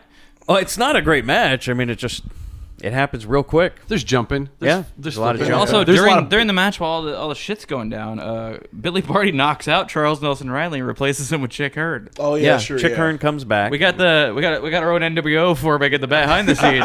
We got a heel turn by Billy Barty, and he brings in his new partner, which is awesome. And then they win. Roddy hits a belly to back suplex while Tonga Tom does a flying crossbody off the top turnbuckle. Illegal. Disqualification. This is like Karate Kid all over again. So you can't break the fucking rules at the end of the match. So You're an illegal man. We didn't talk about the matches. Is that Tom and Roddy do a lot of simultaneous simultaneous moves? Yeah. Like they're they'll like the do rock and roll scoop slams express. at the same time. Yeah. And they call it pretty loudly. He just goes, do the slam, and then they do the slam. Yeah. And then they do a lot of double pinfall action, which I don't think you can do. No, Yeah. don't think so. There's no rules in this movie, so Doesn't matter. It's a real fight. Anyway, they win, they win, and then they hold up the belts. and we get the fuck out of here. Yeah. There's no resolution to anything Working on else. it, man. Nothing whatsoever. We don't even find out what happens with Mr. Kim in that car. No. We don't even It's get like- a card telling us what happened. There's no No. epilogue. There's not even a no- part where Lou Albano comes out and goes, "My car!" And no, Yeah. no. In the secret Oh, of the here it comes, screenplay, here it comes. the match Tales from the ends. script. And there's literally like 6 more pages in the script. Man, can Where we we get the get- script on every movie we cover? Low key. Where I think we get to see we don't see Lou's reaction to his car, but we see the aftermath. Okay. Of the destruction by the Samoans. There's also a weird subplot introduced of that there's muggers at the event, like stealing purses and wallets. What is the point of this? Yeah, it's weird. And it seems as though they might have existed earlier in the script, and I did not notice them, but they're there, and they at the end they are leaving the arena with their ill-gotten gains, and they find Mr. Kim's car and try to steal it, and the Samoans catch them, and then the implication is the Samoans are going to beat up these muggers. I don't quite understand why that would even be that. But the actual end of the movie on the script is Harry gets injured during the match, I think, while he's fighting Captain Lou, and he's being taken away in an ambulance, and Tanya Roberts is there. Oh. And, like, they have a final scene where they kiss, and then he's taken away. In the I thought you were going to say ambulance. Harry dies. Harry dies. What? No. Like He's the end of the our movie. hero. He gets taken The away end in the of the movie, ambulance, he and then you just dies. hear it crash off screen. Oh man, it's like Christmas Evil. Yes. And then the ambulance flies through the air, and it's all good. It's ambiguous, like the wrestler. You Yes, he decide just what dives happens. off the rope and we fade go to to black. credits. Yeah.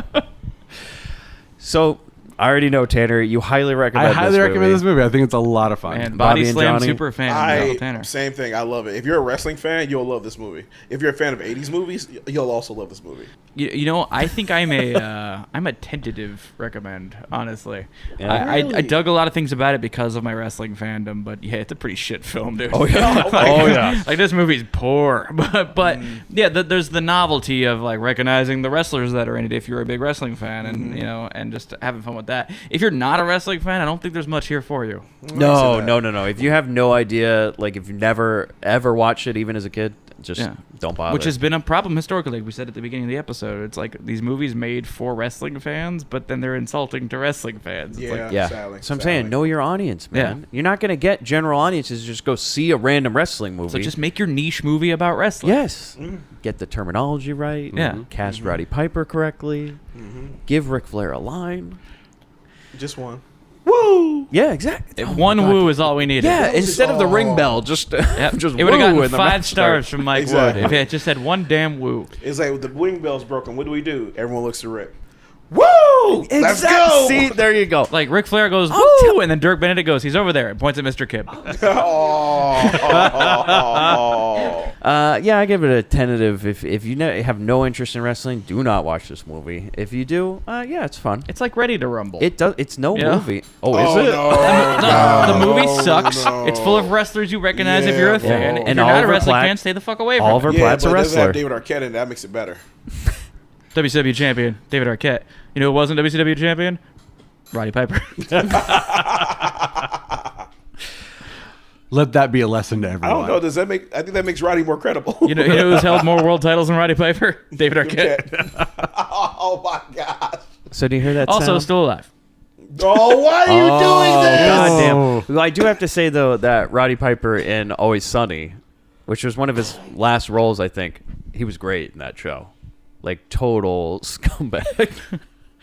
He learned how to act along the way. He got good. Yeah, it's one of the best things I've seen. Yeah. He was legit creepy in that show. I feel like with each role, Roddy Piper got better. Well, yeah, you got to check out his movies with Billy Blanks. They were fun. And Mortal Kombat with Sonny Chiba, which I'm sure is coming to the Grindbin. Oh yeah, him and Double Sonny Grindbin Chiba. All-Stars? Yeah, We got it. That's a good one. Oh, nice. Do you guys hear that sound? I do. How do you think the world of Body Slam would fit in with 1977's The Van? I think that our newly crowned tag team champions don't hold the belts for very long. Because a few short weeks later, they lose an ether rag on a pole match to a new tag team. Ether rag on a pole. A new masked tandem who, after winning their belts, unmasked themselves Oh, to man. reveal a couple of familiar faces. Who then try to run off with Tanya Roberts, and that doesn't go so well. Tanner? I think, because there's a good decade that separates these motion pictures.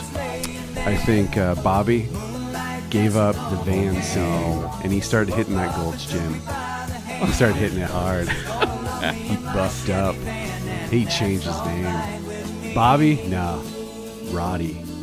Oh, my God. He became Wow. Quick Rick Roberts, also known as Fast Roddy Roberts. Wow. And he became a professional wrestler, and he took care of his niece, Tabitha. You know, Bobby with a niece is terrifying. So. Yeah. You know, Tanner, I was going to go along yours, is I'm just saying, I think Bobby's Smilax. Oh, all right. I yeah. really do. I can see that. I think, like, he sold the van, and he's like, I'm going to go pretend I'm a rich guy. And kind of ride around and steal a Ferrari and do this whole thing, and he definitely hits on girls like Bobby does. He took the water bed from the van and put it underneath the house. As we see them on. It's a jacuzzi now. The posters underneath there as well. Like, great. Yep. Johnny, do you have one? Oh, no, I'm going to. So where can people find you, Johnny?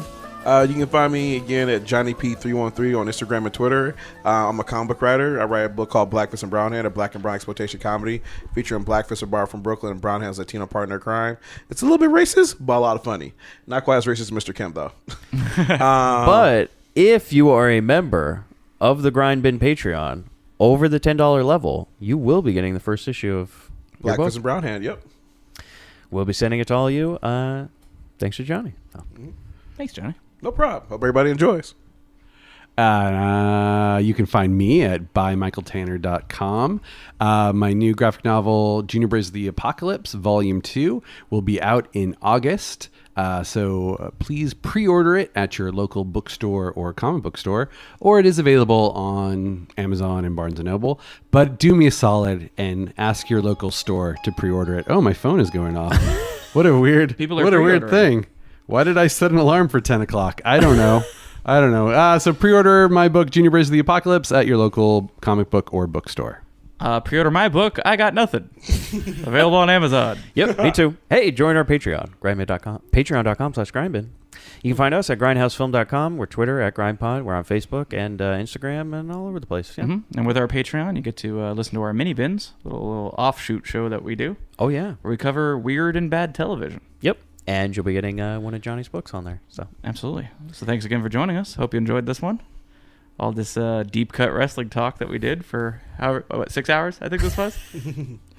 Pretty sure. Yep. Anyway, Enjoy editing. you got one for this one, Tanner? Let me just open a random page of the script and read a line.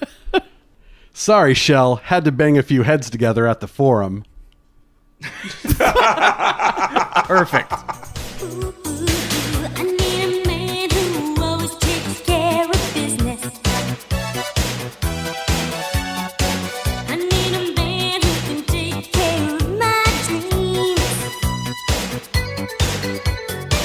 Just give me someone that's extremely armed and dangerous. My love is dangerous and you know what that means.